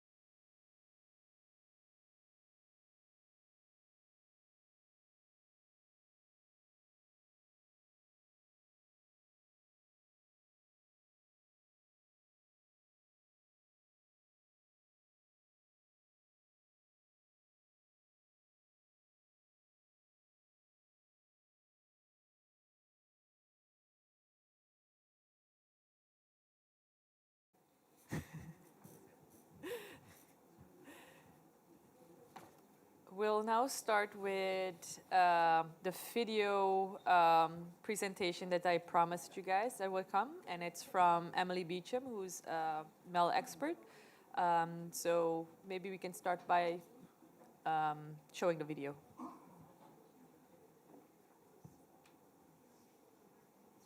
Hello everyone, good morning in Korea and good day wherever else you are in the world if you're hybrid with us. My name is Emily Beauchamp. I'm the lead for monitoring, evaluation and learning for climate change adaptation at the International Institute for Sustainable Development and the NAP Global Network. And I'm delighted to be here virtually today to give a bit of an overview on MEL for National Adaptation Plan processes as part of this great session from data to decisions. So as a start, it's good to remind ourselves that the 2025 UNEP Adaptation Gap Report has highlighted that adaptation planning is nearly universal, but it is often outdated and disconnected from implementation. And one of the things that is lacking are measurable outcomes. Overall, global adaptation action remains underfinanced, uneven, and weakly tracked. And when the Adaptation Gap Report says that adaptation planning is nearly universal, we can obviously think about the advances in national adaptation plan processes that countries have been doing. NAP processes put adaptation at the heart of decision making. They help identify and address medium and long-term priorities for adapting to climate change, and they put in place the systems and capacities to make this part of regular development planning and budgeting. And one of the things that we're going to look at today, more specifically, is one of the key 4 dimensions of the NAP process, which is monitoring, evaluation, and learning. So, how to define MEL for NAP processes? First, it's always good to remember that adaptation is a learning process in itself. With climate change, we always have new situations, new circumstances, new changes. And so we react to that information. The aim of a MEL system is to provide a structured approach to monitor progress, evaluate results, and facilitate learning for NAP processes and their activities so that they can effectively achieve their intended results. The different activities that countries take and do under MEL systems are closely connected. But first, they occur both at a distinct phase and through a dedicated set of activities through the adaptation process. So while MEL is often pictured at the end, you very much need to start from the beginning to design and implement your MEL system. And second, monitoring and evaluation really must be embedded in learning. If we just collect data and results, but we don't learn from them, then we lose the purpose of MEL. It needs to be embedded through the NAP process to shift from just upward accountability and reporting to really adaptive management. So why do MEL systems matter? National MEL systems are important because they lay the foundations for effective, inclusive, and transformative adaptation processes. Within the country, they help to understand the effectiveness of your NAP processes. So that means, are your adaptation policies reaching the right people? Are you implementing the right activities? Are you implementing them effectively and inclusively? It also helps to improve adaptive management and mutual accountability. So when you get monitoring evaluation data on a regular basis, you can adapt to unpredictable changes in circumstances. It helps to mobilize domestic, international, public, and private finance. We see more and more of this, and I'm sure you'll hear more in this session, that you need evidence to show what is working for whom and how. This is critical to raise finance, but also having robust MEL systems shows with transparency that countries have the systems to track how their investments are doing. It also helps to strengthen equity by bringing in diverse voices and to hear what has worked and for whom. It enhances efficiency to make sure that you're spending resources well. And finally, it supports reporting and transparency and informs policy processes and other processes. And as some country partners have mentioned to us, without MEL, adaptation remains a promise. With MEL, it can become a practice. Now, national MEL systems also play a critical role in informing collective progress on adaptation at the global level under the UNFCCC. For example, the UAE Framework for Global Climate Resilience, or the UAE FGCR, or the GGA framework, sets a target that is focused on MEL, reiterating its importance, that by 2030, all parties should have designed, established, and operationalized a MEL system for their adaptation efforts and build the required institutional capacity to fully implement the system. And now, as a small reminder, the UAE FGCR was adopted at COP28 in 2023. And as we see on the right, we have 7 key thematic targets that highlight global priorities for adaptation, but also importantly, 4 dimensions of the NAP process. So impact, vulnerability, and risk assessments, planning, implementation, and MEL. Now, let's not forget that the UAE FGCR also includes a list of key cross-cutting considerations for countries to consider and to help implement adaptation in a fair and inclusive way. Okay. The UAE FGCR has really helped incentivize countries to strengthen and implement MEL systems for adaptation. But let's not forget that the reporting landscape has also been expanding. Biennial transparency reports that started in 2024 are now due every 2 years. And the second global stocktake, which assesses the global collective progress against the Paris Agreement, and then that includes progress against the global goal on adaptation, will take place from later this year until 2028. So with more frequent and more specific requirements to report, even if adaptation reporting is voluntary, what we've seen is that more and more countries are reporting and communicating about their adaptation stories. For example, in the 2024 BTRs, most of the countries that submitted a BTR also included an adaptation component. And as a more recent incentive, again, from the UNFCCC, the Belém adaptation indicators have been adopted at COP30 in 2025, not too long ago. There has been 59 voluntary indicators that were adopted as part of a COVID decision. And to look back at the UAE Belém work program for defining the indicators, this work started from an initial scoping of about 10,000 indicators. It was narrowed down to 100 indicators in the fall of 2025 by the group of technical experts with the UAE Belém work program, and we landed on an adopted 59 voluntary indicators. The COP30 outcome also includes the encouragement for countries to test these indicators along with other MEL systems and to test the implementation and the integration of the UAE FGCR as part of their national MEL systems. Now, some key considerations along with the indicators is that they are voluntary and non-prescriptive. So countries can choose which indicators to report on depending on whether they are relevant to their context. It shouldn't provide any additional burden, and it should align with existing national systems and NAP processes. Disaggregation, as appropriate, is suggested by, for example, social categories, climate hazards, geographical context, ecosystems, amongst others. And further technical work will be done, especially on metadata and methodologies for the indicators, and that will be under development via the Belém Addis Vision until COP32. So that's a lot of encouragements and invitations for countries to design, implement, and test MEL systems in their own circumstances. But where should countries start?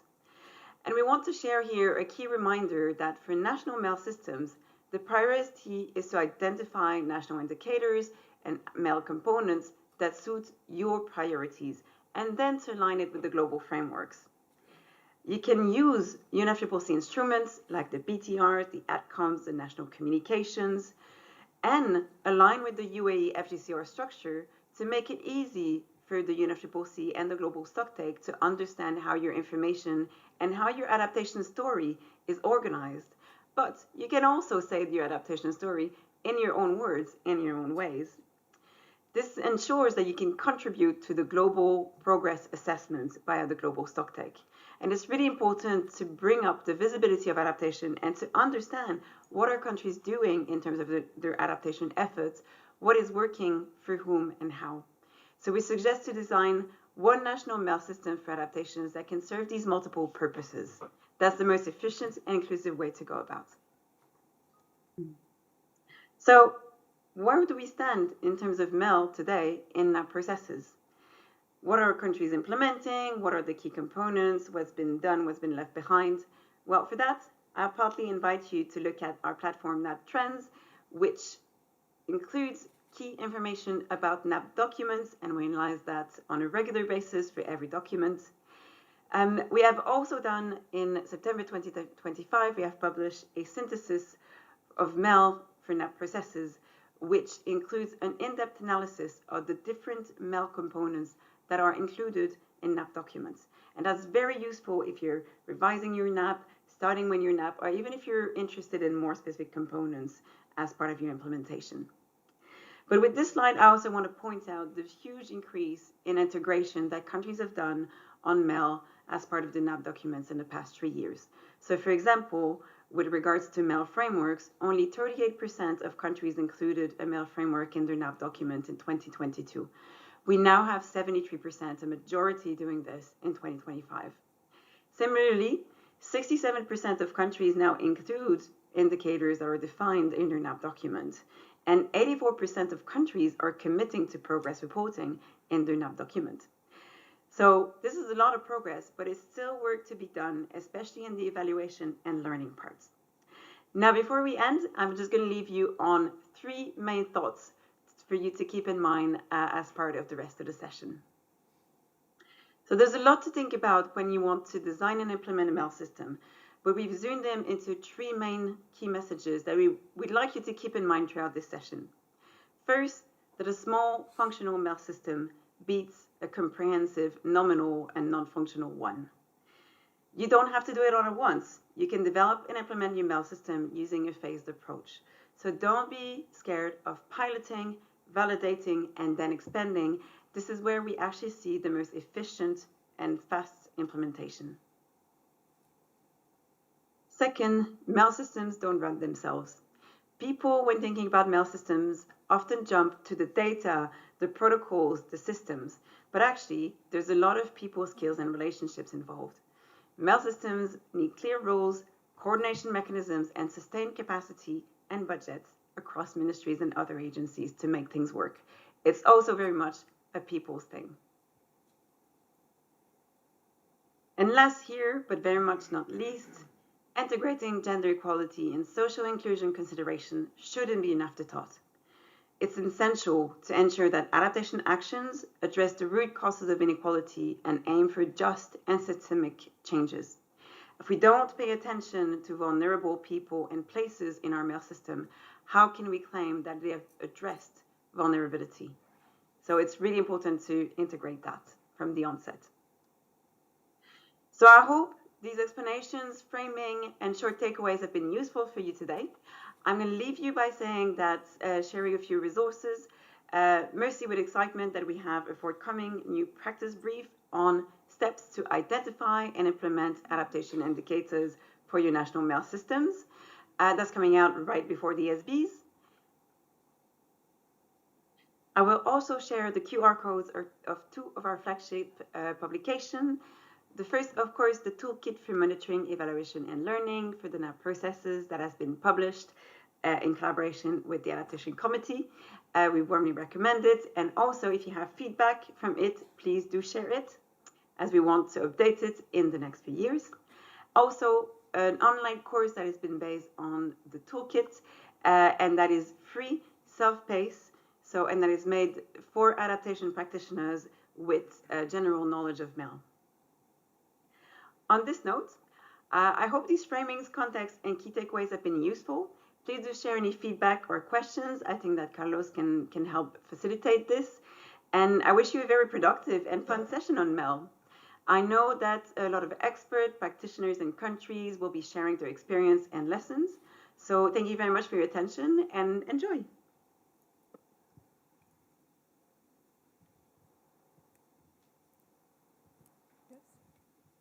Thank you very much, Emily. I think that presentation forms a good basis for the World Cafe session. So I will now quickly move on to the case studies.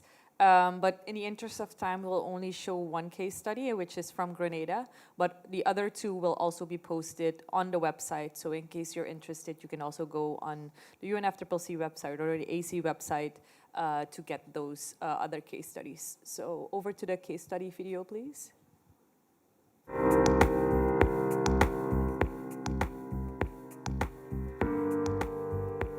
Grenada is located in the southern Caribbean, composed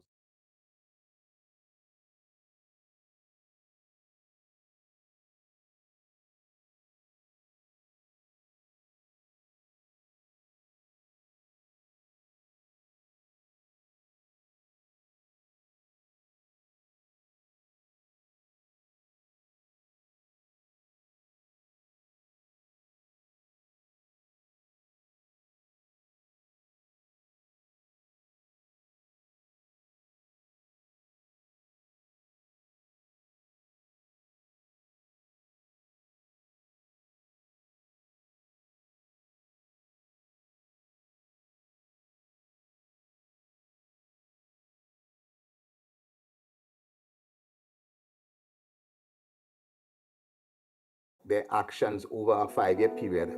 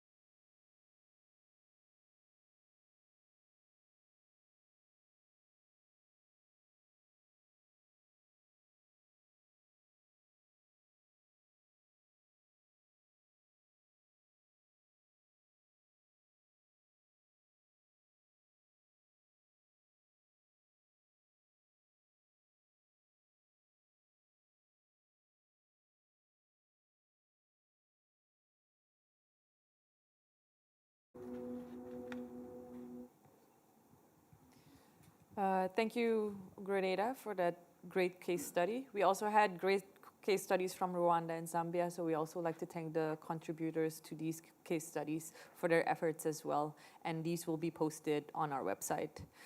We're now going to move over to the World Cafe, so I'd like to hand over to our colleague from the UNFCCC, who will explain what this entails.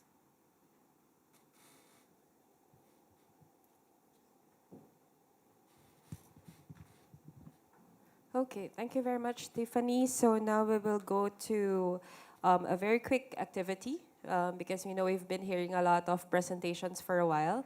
So I think it's time for us to have a bit of interaction with our colleagues joining us in the room this morning. So I've put already some few papers on your table. So we're gonna group the team into 3. And then we have here some questions just to wrap up, the discussions that we had this morning. You can see 6 questions like what are the key discussion points, any 3 to 5 main ideas, you have main challenges identified, the good practices, what are key insights, any priority recommendations that you have, and any additional notes coming from what we've heard from the previous speakers. So in the interest of time, we will be focusing on items 2, 3, and 5. That would be the challenges, the good practices, and priority recommendations. So I'll ask everyone on this side to join the table here. And then another group here, this side, and then one more group there. So we have 3 groups. So for those joining from that side, please come to the middle and join any of the groups.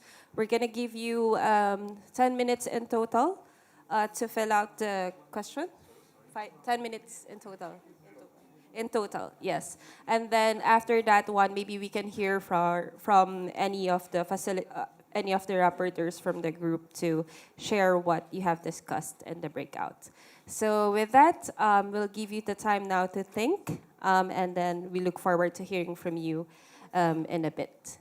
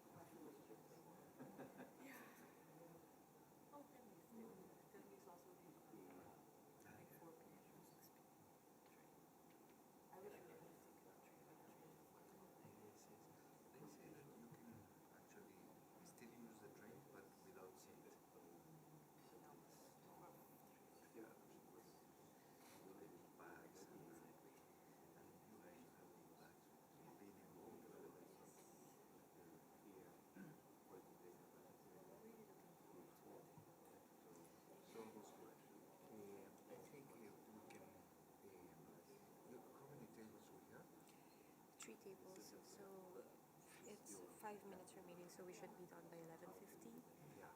And then we can give them 2 minutes just to share. Yeah.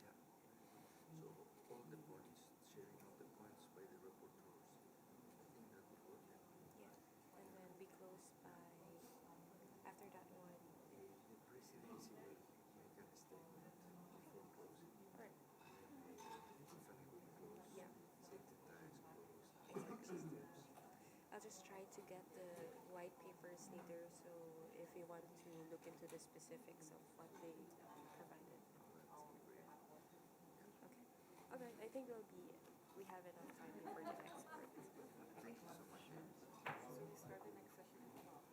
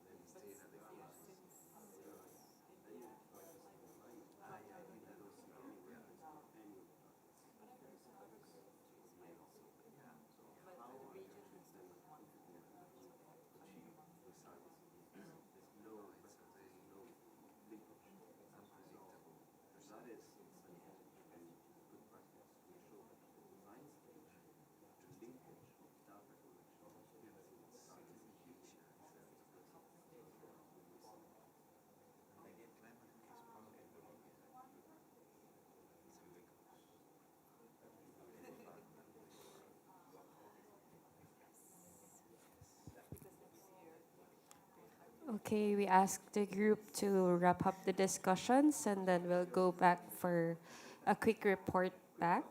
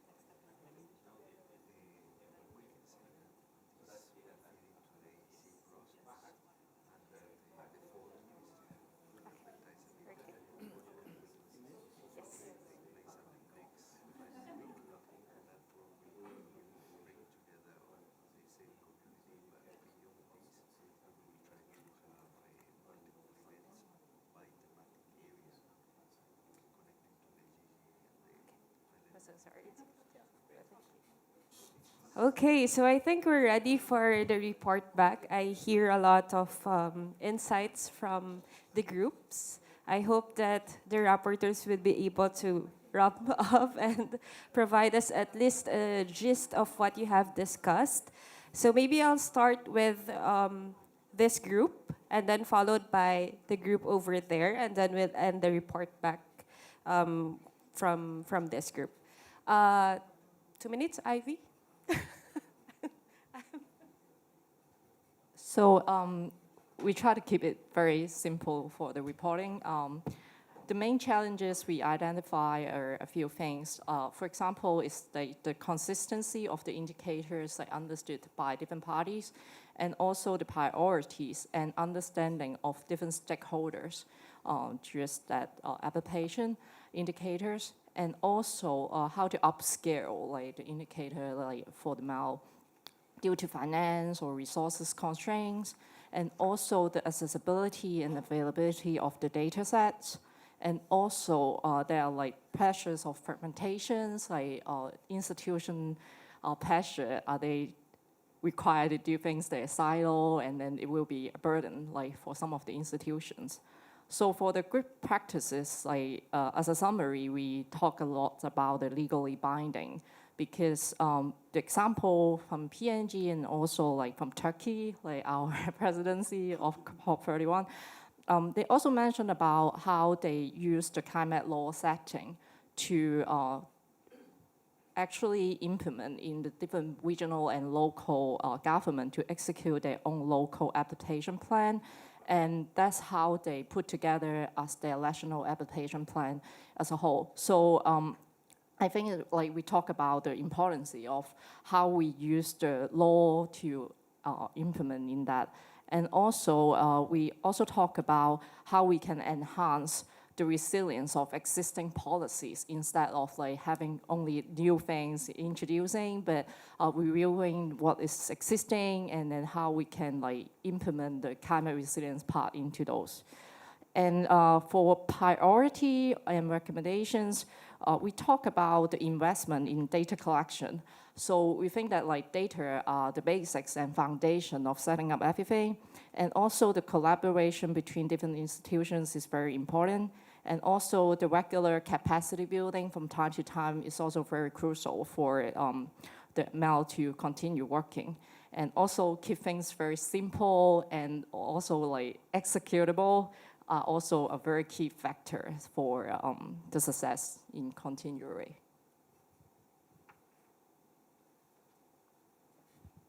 Thanks, Ivy, and thanks for sharing what has been discussed in the group. Now we go to the next group here, which I believe Claudius will do the report back. Thank you very much. So, yes, our group was quite diverse. It was quite interesting. Actually, we felt like it was a very short time. But anyway, the key challenges identified include, generally data gaps. Many of the participants were from small island states, developing countries, so the issue of data availability was highlighted and emphasized a lot. Then the issue of coordination, or should I say data fragmentation. Actually, I think we also got the sense that, well, while at least we always say there isn't much data, perhaps there is actually a lot of data, but it's scattered. I think I kind of resonate with that. My experience also in the developing world, there is usually a lot of data, but it's just that it's scattered, it's not well integrated. And not only that, but data sharing is, because there is an issue of it being scattered because it's in different places, but there's also the issue where it's there, but people don't want to share it. It's also very common, strangely so, but it's also very common. And it was highlighted here, so that then hinders any opportunities for sharing. In terms of good practices, I think interestingly we learned from experiences, including those from Korea, and they, the emphasis was, make it simple.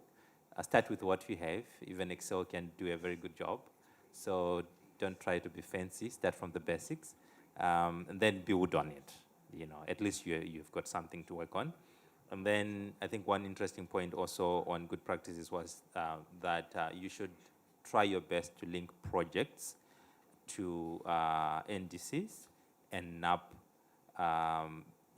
because what you find is sometimes a project is being implemented in a given country, but their MND system is totally disconnected from the national climate policies, including NDCs and NAPs.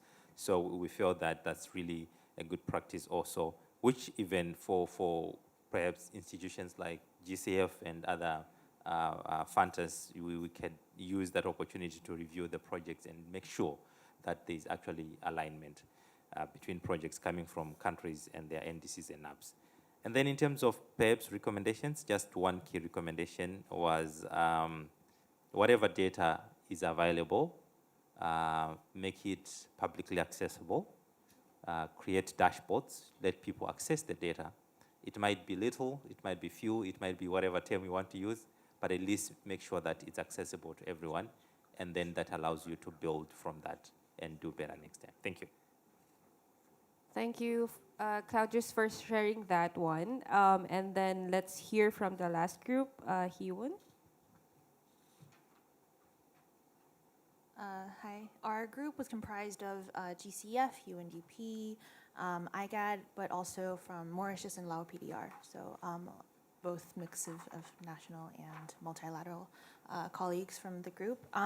The main challenges that we identified were mainly, number one, the quality of data itself in the fragile systems, but second, about the coordination and alignment of bringing that back to the national ministries. So regarding number one, regarding the data, there's so many gaps. The systems are fragile. It's very unreliable. It's not comparable, and it's not sustainable because it's in different formats. The quality and the confusion in the reporting, it's quite difficult for the ministries and subnational levels to, I guess, align on the definition and the methodology of what they're reporting. Second is a good example of a challenge that was raised within the group was that the actual data reporting and the aggregation on a site, it actually happens with consultants on short term. They're very short-term contracts with consultants, and it's not a standalone system that can feed back into the national ministries where there are very good concrete national MRV systems in place. So it would be great, and kind of linked to that, a practice and example that we could recommend is to have that in the national system so that the MRV national systems of statistics and the capacity building of the national ministries, that can happen for these projects to not just be a short-term standalone reporting and aggregation. Also, we talked about some examples that need to happen would be maybe the UNFCCC could do an analysis of each country's NAP and to help align the NAP to the GTA. That would be a concrete example for the governments that they would really need to build and receive the data, and the analysis can be provided by the UNFCCC. And lastly, this is all based on, and it needs to be derived from sustainable financing. So that's the key takeaway. Okay, thank you very much to our rapporteurs. So we understand that the time is very limited for this activity. You can still keep your sheets there and add some more points, and I will be collecting them later on. So we can properly capture all of the insights that you have on the other questions as well, supposedly for the breakout groups. So I think that ends the discussion now. I'll give it back to Tiffany for the rest of the session. Thank you very much, Jean. And thank you all for all your contributions. Before I head up to our wrap-up session, as you know, we have the upcoming COP will be in Turkey, and we have two presidencies. We have the Turkey presidency and also Australia. But we have a delegate here from Turkey who would like to make an intervention. So I'd like to hand over to her.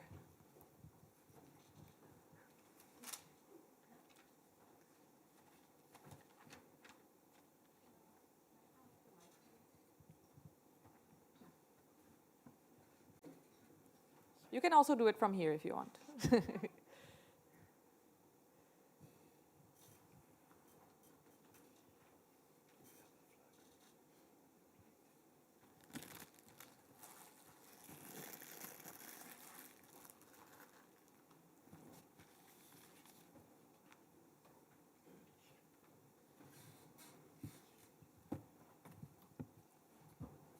Thank you, Tiffany. Thank you, Carlos, for this opportunity to speak here. I will briefly talk about Turkey's experience on climate change adaptation and the role of MEL systems. Turkey has put in place a climate change adaptation strategy and action plan covering key 11 sectors such as water resources management, agriculture, urban resilience, and biodiversity. 129 actions have been identified. To support its implementation, an online monitoring system has been established and enabling institutions to track progress, report regularly, and importantly, learn from implementation. We collect data from institutions based on indicators. This system will enable us to see what our gaps are and what we need to improve. We know that effective adaptation depends not only on strong plans, but also on our ability to monitor, learn, and work together. So before I conclude my words, I want to say a few words about COP31 that we will be hosting in Turkey, Antalya. We have anchored COP31 in 3 pillars: dialogue to bring voices together, consensus to turn shared understanding into alignment, and action to deliver tangible results. We look forward to welcoming you all in Antalya. So thank you very much. Thank you very much, Turkey, for those remarks. So now I'd like to wrap up the session. I think we heard some very key messages when it comes to MEL, so upscaling of MEL, the challenges of fragmentation and working in silos, and why the collaborations of institutions is very important, and of course how to enhance the policies that are already in place and also improve resilience among those policies. And capacity building is also key when it comes to the bottom-up approach because of the communities that are usually affected and also the ones providing the data as well. And also the importance of data availability and data systems, of course. And for our next steps, as you've attended the sessions this week, these sessions have been formulated across the stages of the adaptation cycle. So we had sessions on impact, vulnerability, and risk assessments. Then we had sessions on planning, and we also had sessions on implementation. And now the final stage is the MEL, which is monitoring and evaluation and learning, which is today, and the final sessions. So the next steps would be all of this work in these sessions will then feed into the work of the AC, and at our next event, which will be at the Adaptation Forum in our next Climate Week in Baku. And those sessions will then be formulated amongst the thematic areas of the GGA. So I like to thank also, I would like to take the opportunity to thank the Secretariat for their hard work in these sessions, especially Jean and Alejandro, and of course Carlos and his team in Bonn. I would also like to, if you guys could give them a hand of applause for for wellly curating all these sessions, and also the work that comes after. So thank you guys very much. And I like to hereby close the first session of today. Thank you very much. Thank you to the moderator as well.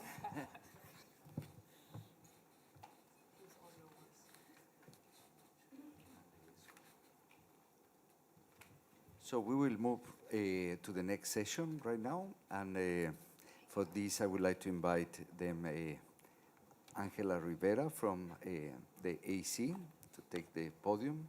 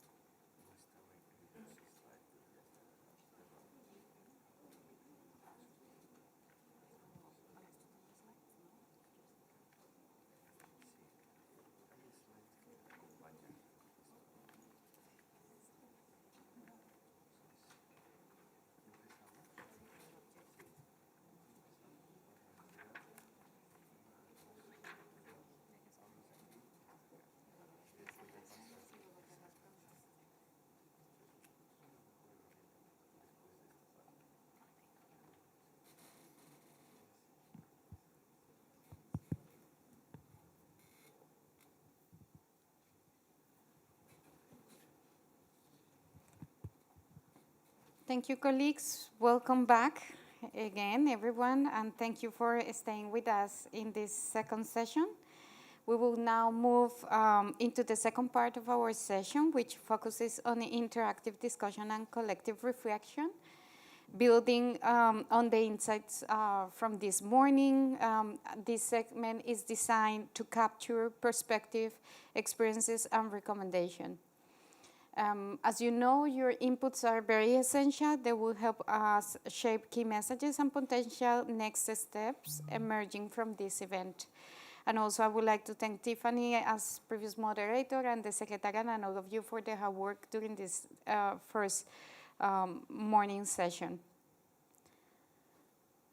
So I'm going to introduce the format and instructions. In this part of the session, we will work through a more interactive format. As I mentioned before, participants will engage in focused discussion guided by specific questions.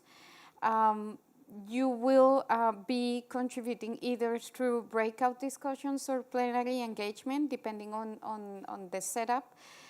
Each group will focus on a set of guiding questions, and we kindly ask you to nominate a rapporteur in each group, as we did it before. And just to clarify the expectation, please focus on concrete insights, practical examples, and actionable recommendations. And we encourage concise and focused contributions.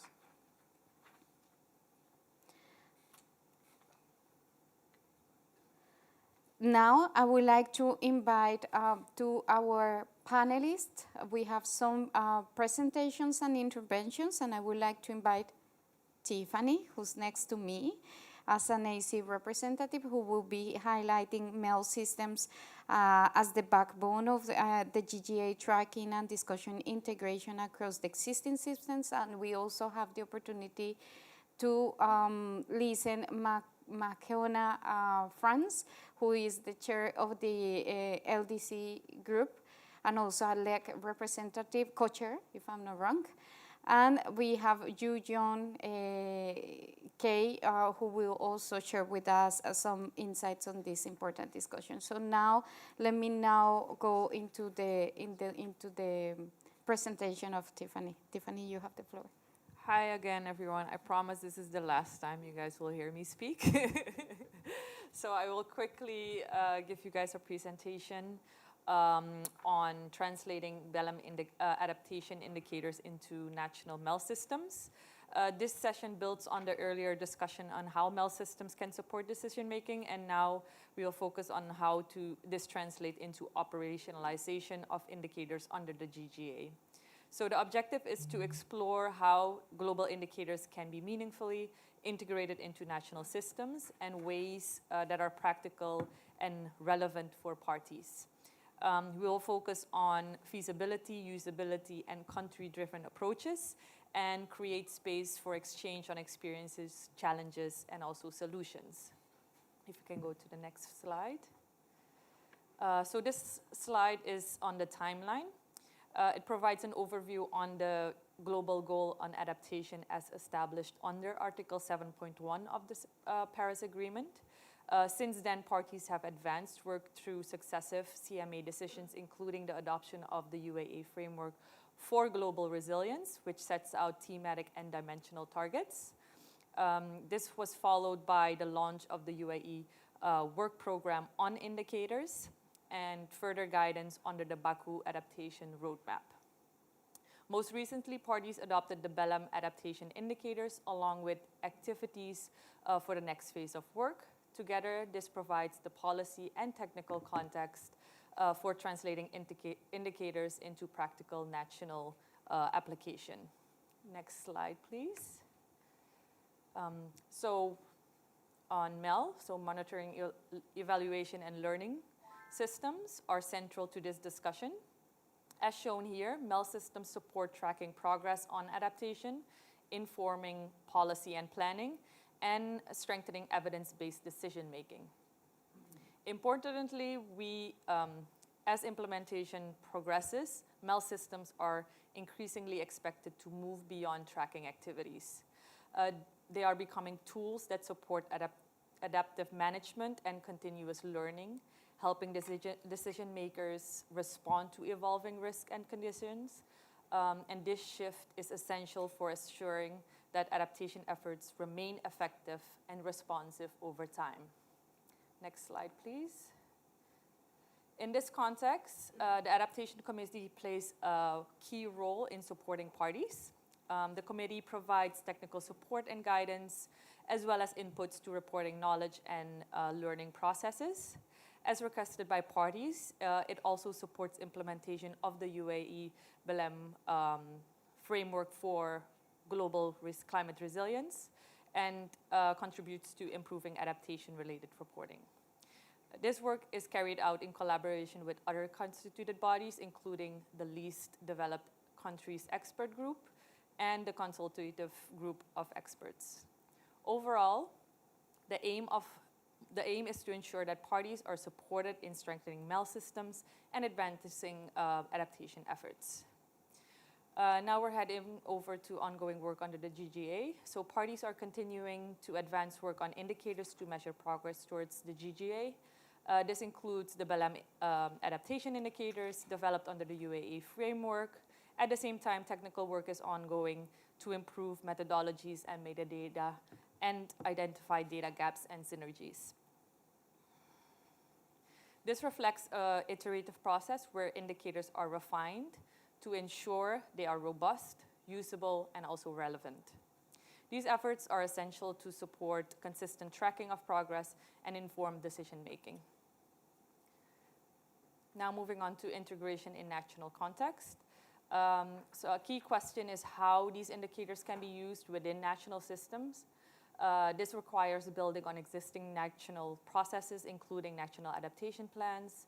It also involves strengthening monitoring, evaluation, and learning systems so that indicators can be effectively applied. Importantly, indicators need to be relevant for national decision-making processes, not just for reporting. This highlights the need for country-driven approaches that reflect different contexts and capabilities. Moving on to the next slide, which is operationalization of indicators. This session therefore focuses on operationalizing these indicators into practice. Specifically, we aim to identify practical approaches for integrating indicators into national MEL systems. This includes considering feasibility and usability, as well as data availability and capacity needs. We will also facilitate exchange on experiences, challenges, opportunities applied in the near term. Across countries.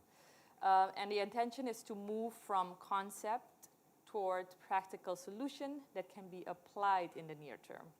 So next slide, it's my final slide, I promise. Finally, this slide highlights key considerations for moving forward. First, it is important to build on existing systems and processes rather than creating parallel structures. And second, we need to promote coherence across adaptation-related work streams, including reporting and planning processes. Third, MEL systems should support iterative learning and continuous improvements. And importantly, this work should remain aligned with reporting under the Paris Agreement and ongoing work under the GGA. And overall, the focus is on practical, coherent, and country-driven approaches to strengthen these MEL systems. Thank you very much. Thank you so much, Tiffany. Thank you for this presentation. I guess it's really useful, and it shows us how the work of the AC is contributing to this international discussion on how to integrate the GGA into the MEL systems also, and the importance to, create coherence between the national processes and the international processes that we have. So with that, I would like also to, if there are no questions, I just want to give you the floor if there are specific questions on this presentation. If I don't see any question, I would like to move to the next presenter or panelist, which is our co-chair from the LEG, the chair of the LDC's expert group, to come to the table. Thank you so much. Thank you, Tiff.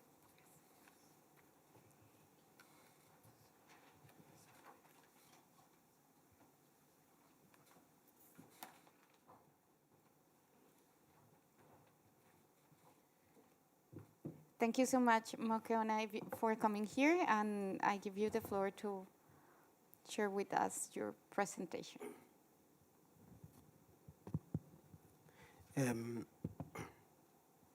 Thank you, Angela. My name is Mokwena France, and from Lesotho, I want to maybe make it clear that I am not from France. This is because a lot of time, if I introduce myself as Mokwena France, after the session, colleagues approach me and start speaking bonjour, and so when they go deep into the language, I get lost. So I'm the chair of the LDC expert group, which is known as the LEC, and I'm pleased to offer these remarks on behalf of the LEC. This session is part of the ongoing Regional NAPO Expo. So the Regional NAPO Expo started on Tuesday, and through all our sessions, we have highlighted the logical chain of adaptation against which the 6 sessions of this Regional NAPO Expo were designed. Allow me to briefly recap the sessions from the first 2 days of the Expo in order to understand how it ties to this particular session. On the first day, the session on GGA framework targets and indicators provided us with a guide as to where countries should be headed to and the distance to these targets.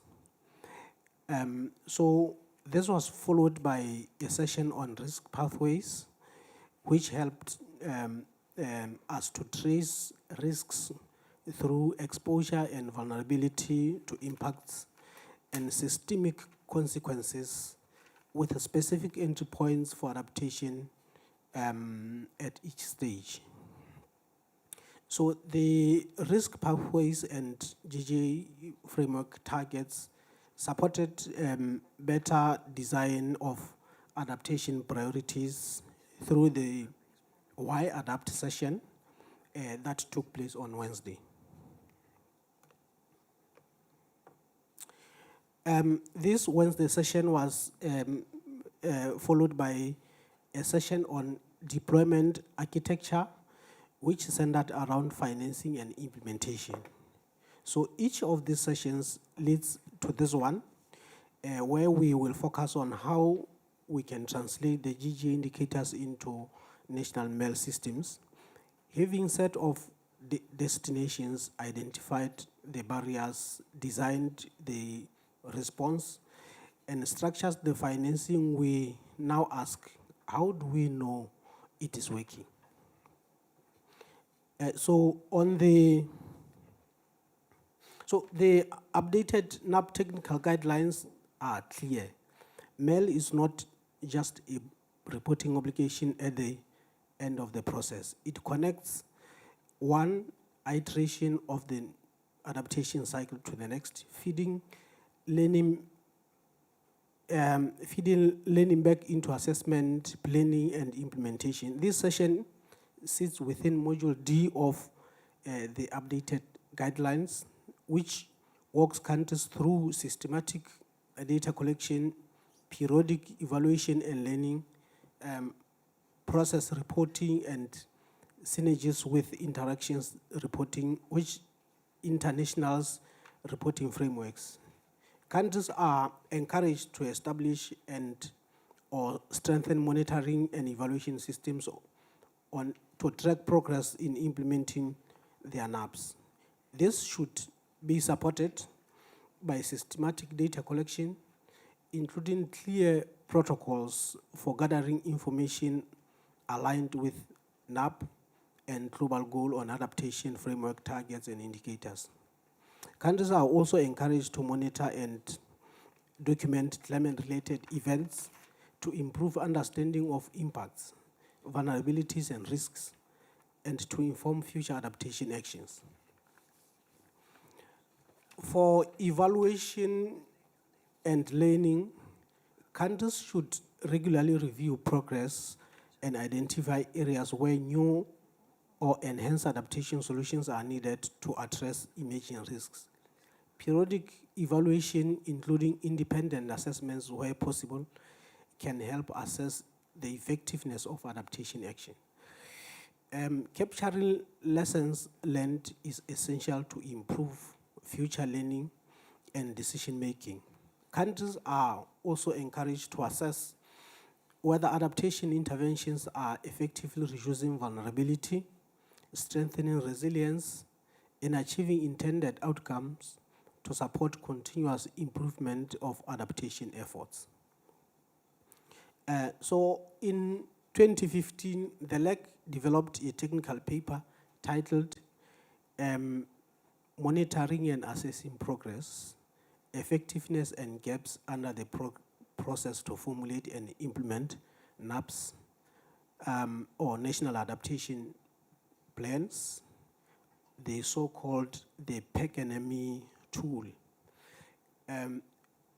Building on this work, the LEC has been updating the MEL tool to support the assessment of progress in formulating and implementing NAPs. With the BELEM adaptation indicators now in place, the LEC, through the current work program, will also consider how reporting on these indicators can be reflected in the updated versions of the tools. We look forward to working with LDCs during the course of updating the tool, as well as supporting them in the implementation of it. So before I end my remarks, I wanted to take this opportunity to kindly remind participants about the technical session of the Regional NAP Expo this afternoon at 2 p.m. in the same venue. This session is, or will discuss adaptation orchestration, looking at how action gets coordinated to effective delivery. MEL is what tells you whether that delivery is producing results and what needs to be changed in the next cycle. The two conversations are closely linked. Therefore, we may start with MEL session, but the coordination session is still critical to tie the loop of the logical chain of adaptation. We look forward to seeing you in the next session. Thank you. Thank you very much, Mokoena, and thank you for that presentation. I think just to highlight, it's really important, and I guess since this morning we have been reiterating that the MEL systems are not only a reporting mechanism or just to track data, but it's a way to inform our decision making, and you raise once again this as a key point. And also that the MEL systems are also important for to assess the effectiveness of adaptation action, and I guess this is a really key point that I want to bring once again to the table and all participants. And I also would like to take this opportunity to thank the LEC for hosting this regional NAP Expo and for providing the spaces to the AC for advancing this work plan, so I do appreciate that. Now we'd like to open the floor for comments, and I guess Chao wants to make an intervention before we move to the next speaker. So if we can give the floor to...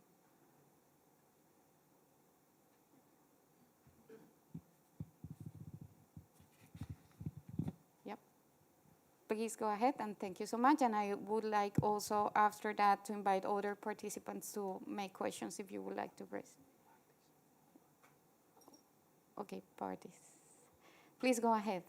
You have the floor. Okay, I want to speak in French. I think somewhat. We can perhaps if you can speak closer to the mic. Okay. Merci de nous avoir invités. Le chat ici présent va essayer également de partager ce que nous avons avec les participants à cette importante rencontre. Donc, nous voudrions d'abord vous remercier et nous allons essayer de parler aussi en français, facile pour que les uns et les autres puissent au moins aussi comprendre. Donc le Tchad, c'est aussi l'un des pays les plus vulnérables au changement climatique, avec une économie fortement dépendante de l'agriculture et des ressources naturelles. Dans ce contexte, la question n'est pas seulement d'agir, mais de prendre les bonnes décisions au bon moment sur la base de données fiables.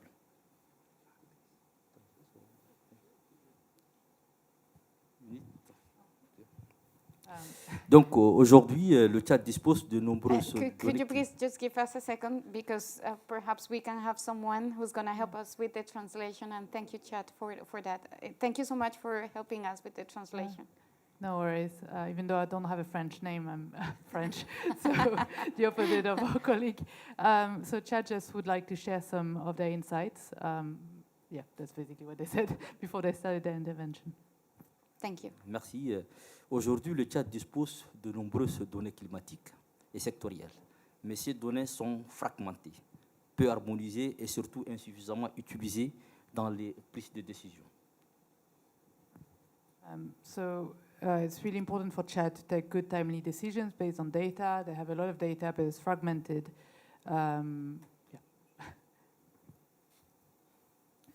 Autrement dit, nous avons des systèmes de suivi, mais pas encore de véritables systèmes d'aide à la décision. So they have monitoring systems, but not decision-making systems. Donc, c'est exactement le défi identifié dans cette session, comment relier les données aux décisions. So the main challenge for them is how to link data to decision-making. Le système MEL au Tchad repose sur 3 piliers: le suivi des indicateurs climatiques et sectoriels, l'évaluation des impacts et l'apprentissage pour ajuster les politiques. So their system is based on 3 pillars. One is on monitoring, second is on assessing impact, and the last one is on learning. Donc, pour le Tchad, le principal blocage se situe dans la chaîne: collecte de données, analyse et décision. The main barrier is in this chain of action from monitoring. Sorry, I forgot the other ones. Est-ce que vous pourriez répéter? D'accord. Donc, le principal problème de blocage se situe dans la collecte de données, l'analyse et la décision. So it's between collection, analysis, and decision making. Les données existent, comme nous l'avons si bien dit, les analyses existent, mais elles influencent trop peu les politiques publiques et surtout les décisions d'investissement. So data exists, analysis exists, but they don't influence decisions, and especially financial decisions. Et donc, nous donnons un exemple. Prenons l'agriculture. Les données montrent une forte variabilité des pluies. Ces informations devraient orienter le choix de culture et les investissements en irrigation. Mais dans la pratique, ces décisions ne sont pas toujours basées sur ces données. So, for instance, in agriculture, we know there's rainfall variability, and that should influence the choice of crops and the choice of production, but it doesn't do so in practice. Donc, nous proposons, pour transformer le système MEL, 3 priorités émergent. Institutionnaliser le MEL, le Monitoring Evaluation Decision MEL, dans la planification nationale. Relier le MEL au financement, pas de données, pas d'investissement. Créer une plateforme nationale intégrée pour connecter données, politiques et budget.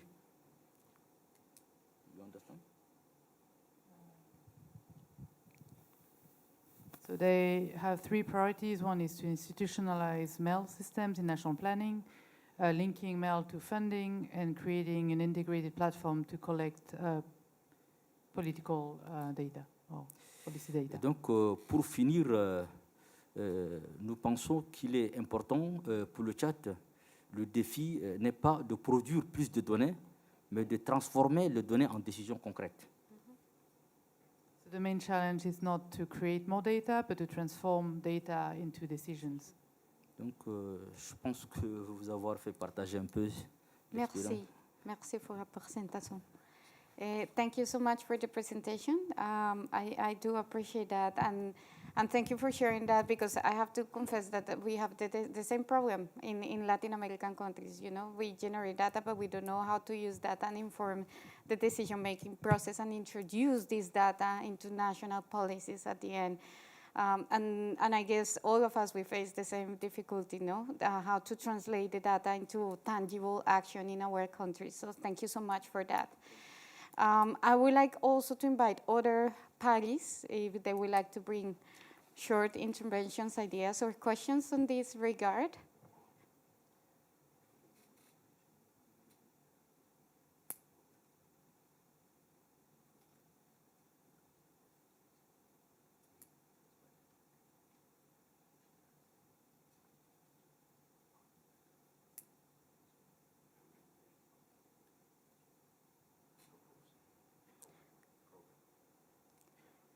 So we were requested by some parties to share their views, but we will continue with the program as it stands. But if there are not other views on this, I would like to thank all the participants and move to the next speaker.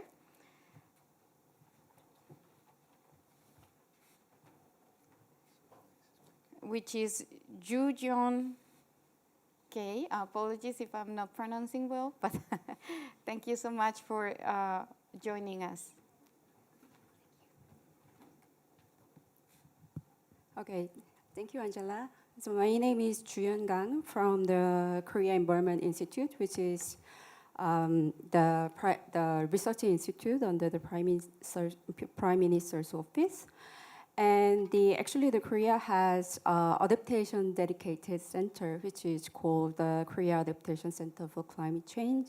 So KEI is hosting these KACCC. So I'm working for the KACCC and KEI, as well as I'm also a negotiator for the adaptation agenda in UNFCCC, including the GGA. So nice to meet you all. Today, I would like to share some lessons and challenges and the practical approach we worked to integrate the BLM adaptation indicator into our national system. So the Korea has developed our national adaptation plan. It's called the National Climate Change Adaptation Plan on a five-year rolling basis since 2010. So now we are implementing the first SNAP, which is covering the 2026 and 2030. So over past 15 years, we have gradually built up the system for NAP, including the scientific assessment and NAP formulation and implementation, as well as the monitoring evaluation learning system. So the Korea has a MEL system in place to track the NAP implementation. So we conduct the annual progress assessment based on the self-assessment from the 17 involved ministries. We also conduct the comprehensive evaluation, an interim comprehensive evaluation at the year 3, and the final comprehensive evaluation at year 5 of our NAP. So creating the continuous loop of implementation and learning and improvement. So let me share a small personal story to illustrate this. So I have a little son who went into the elementary school last year. So before he went into elementary school, he couldn't write and read Korean properly because I did it. But his mommy was too busy to travel around the world to teach him Korean. Although Korean written language is the very scientific language, which was invented by our King Sejong. Anyway, it's a very easy, simple language, but he couldn't do it properly. But after he entered the elementary school, he got lots of assignments from his teacher. He had to take lots of dictation tasks. So his performance has been improved a lot. So I somehow found out that this monitoring evaluation of his study worked very well.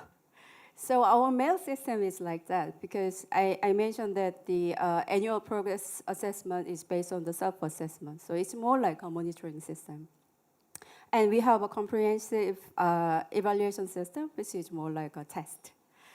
So this system has proven generally very effective. So it accelerates the implementation and improve the quality of adaptation actions and support the evidence-based decision making. This is not just about the reporting mechanism, and it became the core driver of how we learn and adapt as a country, especially for those ministry which is not, the climate change ministry. They are not really willing to cooperate with us, with the Ministry of Environment. But with this MEL system, they are gradually willing to work with us and they try to improve their outcome of adaptation actions. However, the BLM adaptation indicator was adopted at the end of last year. And by that time, one important question came to my mind. Is our existing NAP-MEL system good enough for the GGA reporting?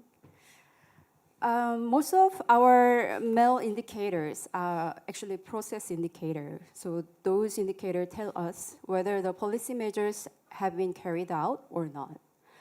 So, but the GGA indicator, on the other hand, aim to go further. So they seek to objectively measure the actual state and the condition of adaptation through the data. So the outcome and status indicators. So these two systems operate at fundamentally different level. So we cannot simply feed our existing MEL system outcome into the GGA reporting. So more comprehensive data infrastructure, which is going beyond our current MEL system, will be needed. So I conducted the initial mapping exercise against the 59 BLM indicators. And my preliminary findings suggest that around 30% could report on the immediately, and around 45 would require additional work, and around 25 face significant data gaps. So this starting point is not bad. Korea holds a very substantive portion of relevant data. However, the data availability alone is not enough. Less than 30% of the 59 indicators fall under the direct mandate of the Ministry of Environment, which is now we call the Ministry of Climate, Energy, Environment. And over 30% require data from other relevant ministries, such as the Ministry of Agriculture, Health, and Land and Forestry.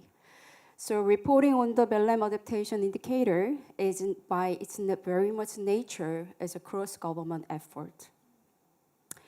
So, and another, one more fundamental challenge is that the indicators themselves are not yet finalized. During the CMA 7 adoption process, the indicator list proposed by the technical expert group was significantly reduced and modified. As a result, the metadata methodologies developed by the expert group cannot no longer be directly applied to the adopted indicator. So CMA 7 decision invited us to begin the test indicators while taking the BLM Addis Ababa vision to develop and refine the metadata and methodology by CMA 9 in 2027, which means that we are in the phase of learning by doing. So this is not a challenge unique to Korea, and it is a challenge to all countries we are facing. So I'd like to suggest a little bit of practical approach. The first, building shared cross-ministerial data infrastructure. So many countries already have some experience coordinating data across the ministry for the frameworks such as SDG and UN climate change statistics.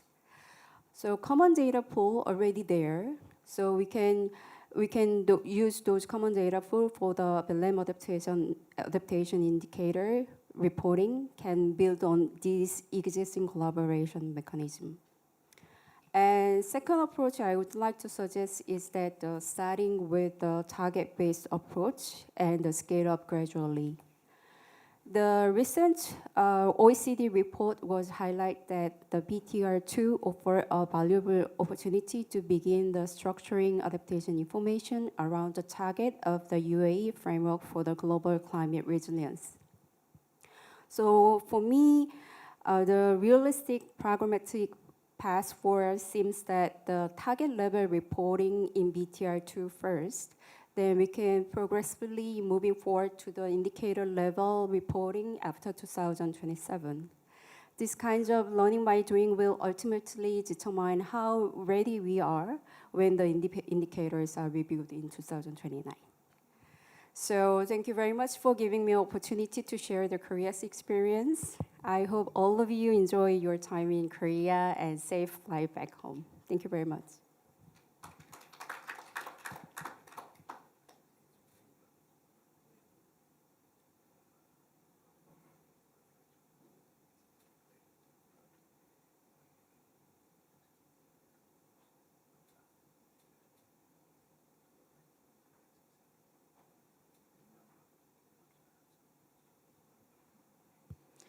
Thank you so much, and thank you for that presentation. Apologies, because I'm having some kind of advice from the Secretariat in terms of how to manage the time. Before I intervene, because I see the added value of all presentations, but thank you very much for sharing your experience, and I have a lot of insights in terms of that and the approaches that you suggest. But I would like to hear from you if you would like to share some comments or based on the presentations or recommendations.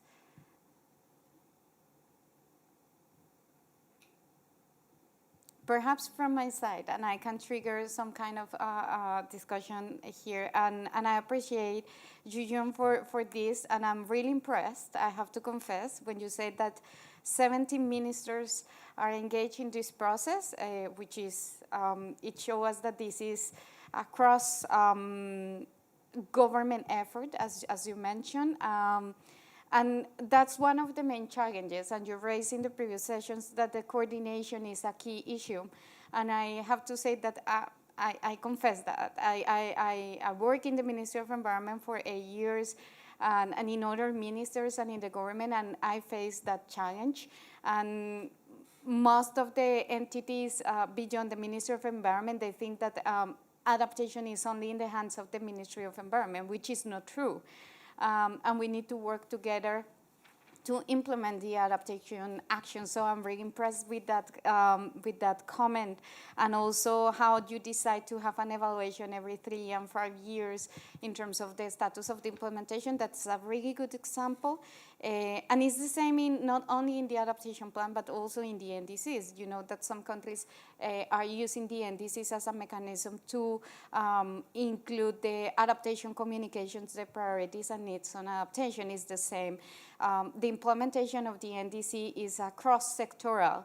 It's not only for the Ministry of Environment. And I guess part of the added value of the presentation is that we need to work towards this kind of collaboration between the different institutions that are working in areas that are related to climate action. Let me also highlight an additional point that you mentioned, which is the suggestion to gradually work on the integration of the GGA, if I can say that. And I'm totally agree with that. You know, we have different targets and a amount of indicators, more than 50 indicators that are going to be somehow revised and improved in terms of the methodology in the next 2 years. And I guess the first step that we have to take beyond, you know, have cross-sectoral participation in this process is to evaluate where we are in our countries in terms of the monitoring and evaluation systems, and how the existing mechanisms that we have are aligned with the GGA process. That I guess is a really good approach to see if the work that we have in our countries fits into the new, these new targets and indicators that we establish and at the international level, and then to have this kind of a step approach and gradually targeted based approach, because it's really difficult to start measuring everything or to improve the whole system just once in all the targets and indicators. And that I do believe that is a really good approach to try to prioritize perhaps the thematic areas. If your country is working on water or in agriculture as a key priority, so perhaps to start with those indicators and then try to continue with the rest of them, and also to start reporting on them. I guess the added value, sometimes we feel afraid to report, but the idea to report is not only to say we are in a bad situation or in a good situation. I guess the information that you report give us the opportunity to analyze if we are evaluating or using the correct data methodologies, and also to see where are the areas of improvement. And sometimes it's really good to say we do not have the capacity to report. And it's important to report that we do not have the capacity, you know.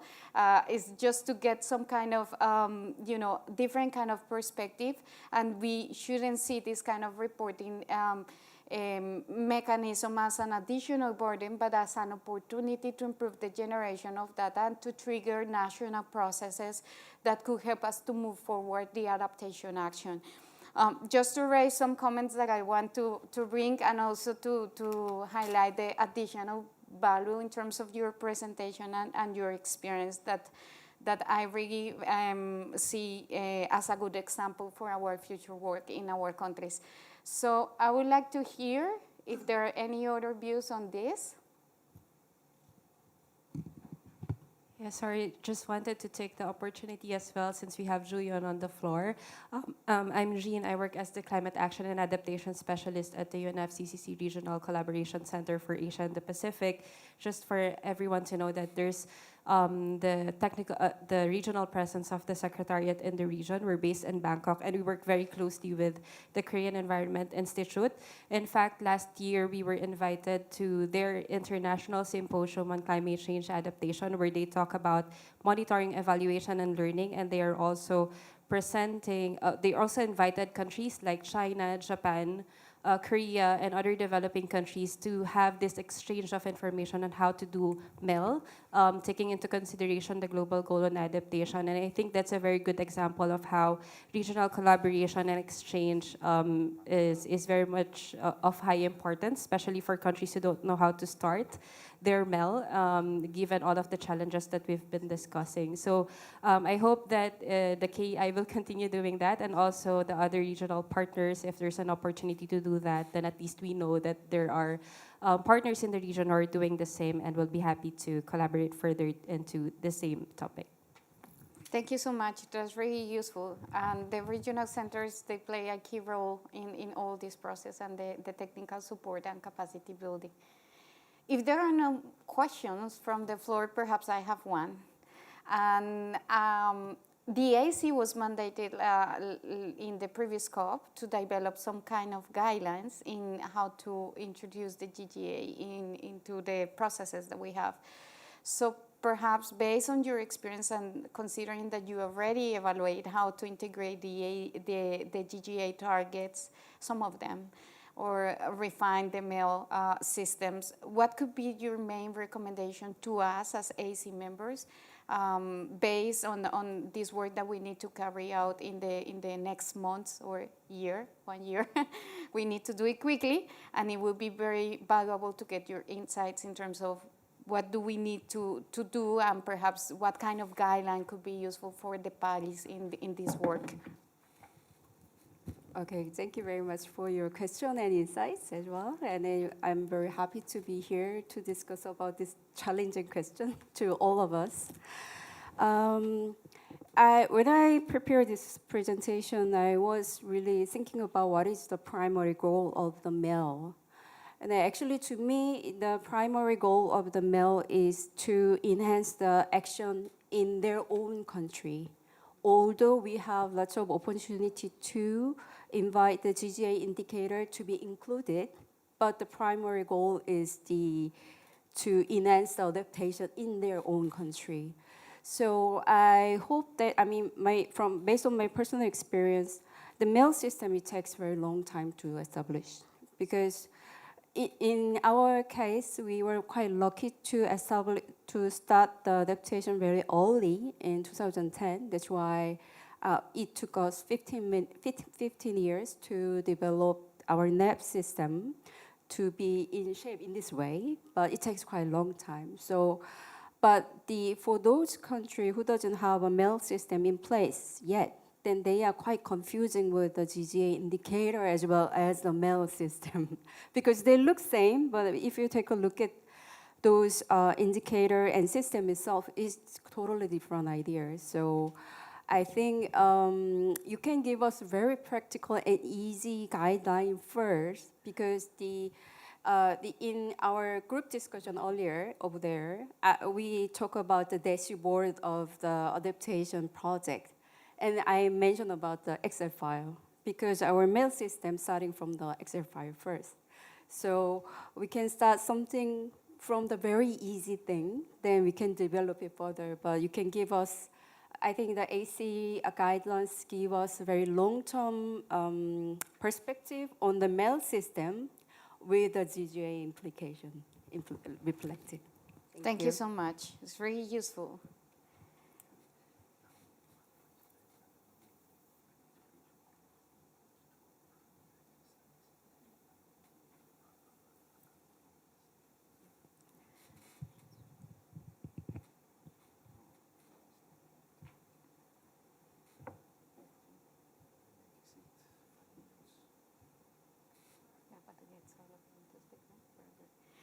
So you have the floor, please, very briefly, because we need to move to another Okay, session. I'll Sorry for that. be as brief as I can. So again, Hunter Mills from the G7 Plus Secretariat. We highlighted just there how there's success is extremely uneven, especially in fragile contexts. And one point I want to make very quickly is the readiness paradox. These countries are struggling to prepare to get ready, to access readiness, to get ready. So it's a constant loop that it's the struggle. It's step number one is often the most challenging. So we're looking at ways how to make that investment come on day zero. And one thing we're doing is the fragile to fragile cooperation, the shared experience in these contexts. And hopefully we can update and share the progress in the next Climate Week on what comes from that. Thank you. Thank you so much. So thank you, colleagues. Thank you, Jujon, for the presentation and for the insights. Thank you so much for that. It was really useful. Now, because we need to adjust our time, we are going to move into a Mentimeter session. So I would like to kindly scan this code. We have some quick questions that we want to bring to your attention. And please go into the Mentimeter and start answering the questions. So how ready is your current mail system to align with the UAE framework for the global goal on adaptation? I guess this is a really quick key question. Please let us know if you're like Korea that is advancing in this, or you are not yet initiated. You know, just we do appreciate your inputs on that.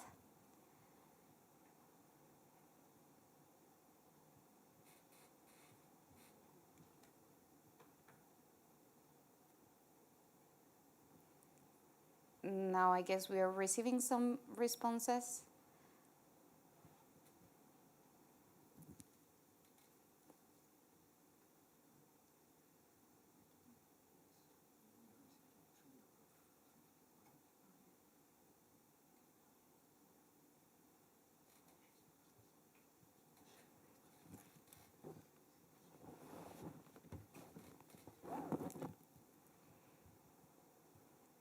So we have partially aligned and also at an early stage. This is really important for us because, as I mentioned before, the AC has to develop a guideline for countries.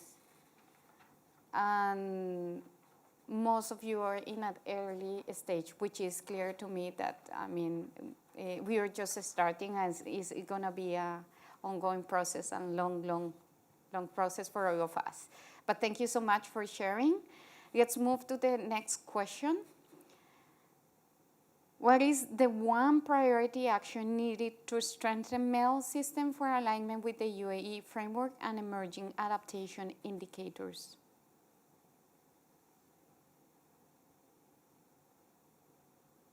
This is a very important question also. Clear guidance, that's true. We need guidelines. Guidance and guidelines, both of them. Capacity building, tools for countries, capacity building.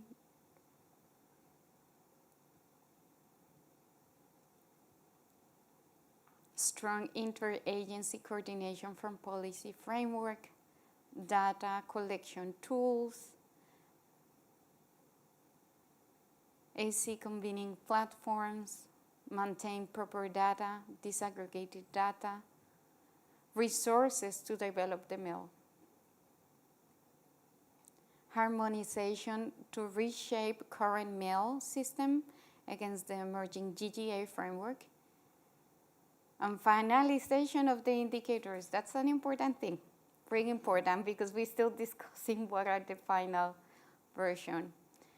But we hope that the ESBs will give us the inputs that we need and possible task force work on the final version of the indicators in order to start integrating them in the MEL system. So thank you so much. Let's move to the next one.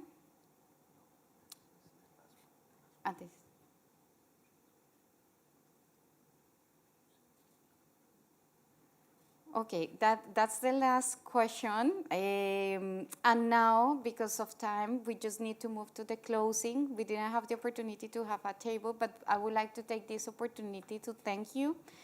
I guess we have a lot of inputs from the different panelists, perspectives, the importance of the MEL. I guess everybody's supporting, or highlighting since the beginning of this session and during the whole week in the NAPS Expo that we need to have MEL systems in place. Of course, there are different challenges at national level, how to integrate the GGA, how to ensure that we have sustainability of the MEL systems, how to ensure that we start in the right way and in the path to integrate the indicators. But I guess the most important thing is that we are starting, and you show us that there is a huge interest to continue working on that. And just let me highlight that we look forward to continue working with all of you, and please keep an eye on the work of the Adaptation Committee. You are experts on this, and your inputs are also very valuable for our work. So as I mentioned before, we have to develop a guideline. So if through your regional representatives or you as an observer or organization, you can provide inputs that will be really useful for our work, and also to invite you to look at the knowledge products that we have in our webpage that perhaps could be useful for the work that you are carrying out in your organization and in your country. But also just keep an eye on the adaptation forum that we expect that you can join us and participate actively in the event. That is going to be another opportunity to continue engaging on this agenda of, in this adaptation agenda and climate action. So with that, I also would like to give the floor to the Secretariat, and I also express my appreciation to those who organized, the host country, the speakers, and all of the organizers and the team that was behind of the preparation of this event. So thank you so much, and the final words for the Secretariat in case you want to bring something to our attention. Thank you so much. Thank you so much, dear Angela, and it's really my pleasure to thank the moderator for the great work you did today. So a round of applause, please. Thank you. I believe we will be breaking for lunch now. It's an hour break, and then we expect you to have you back at 2 o'clock for the subsequent sessions in the context of the NAP Expo, Regional NAP Expo. Thank you so much.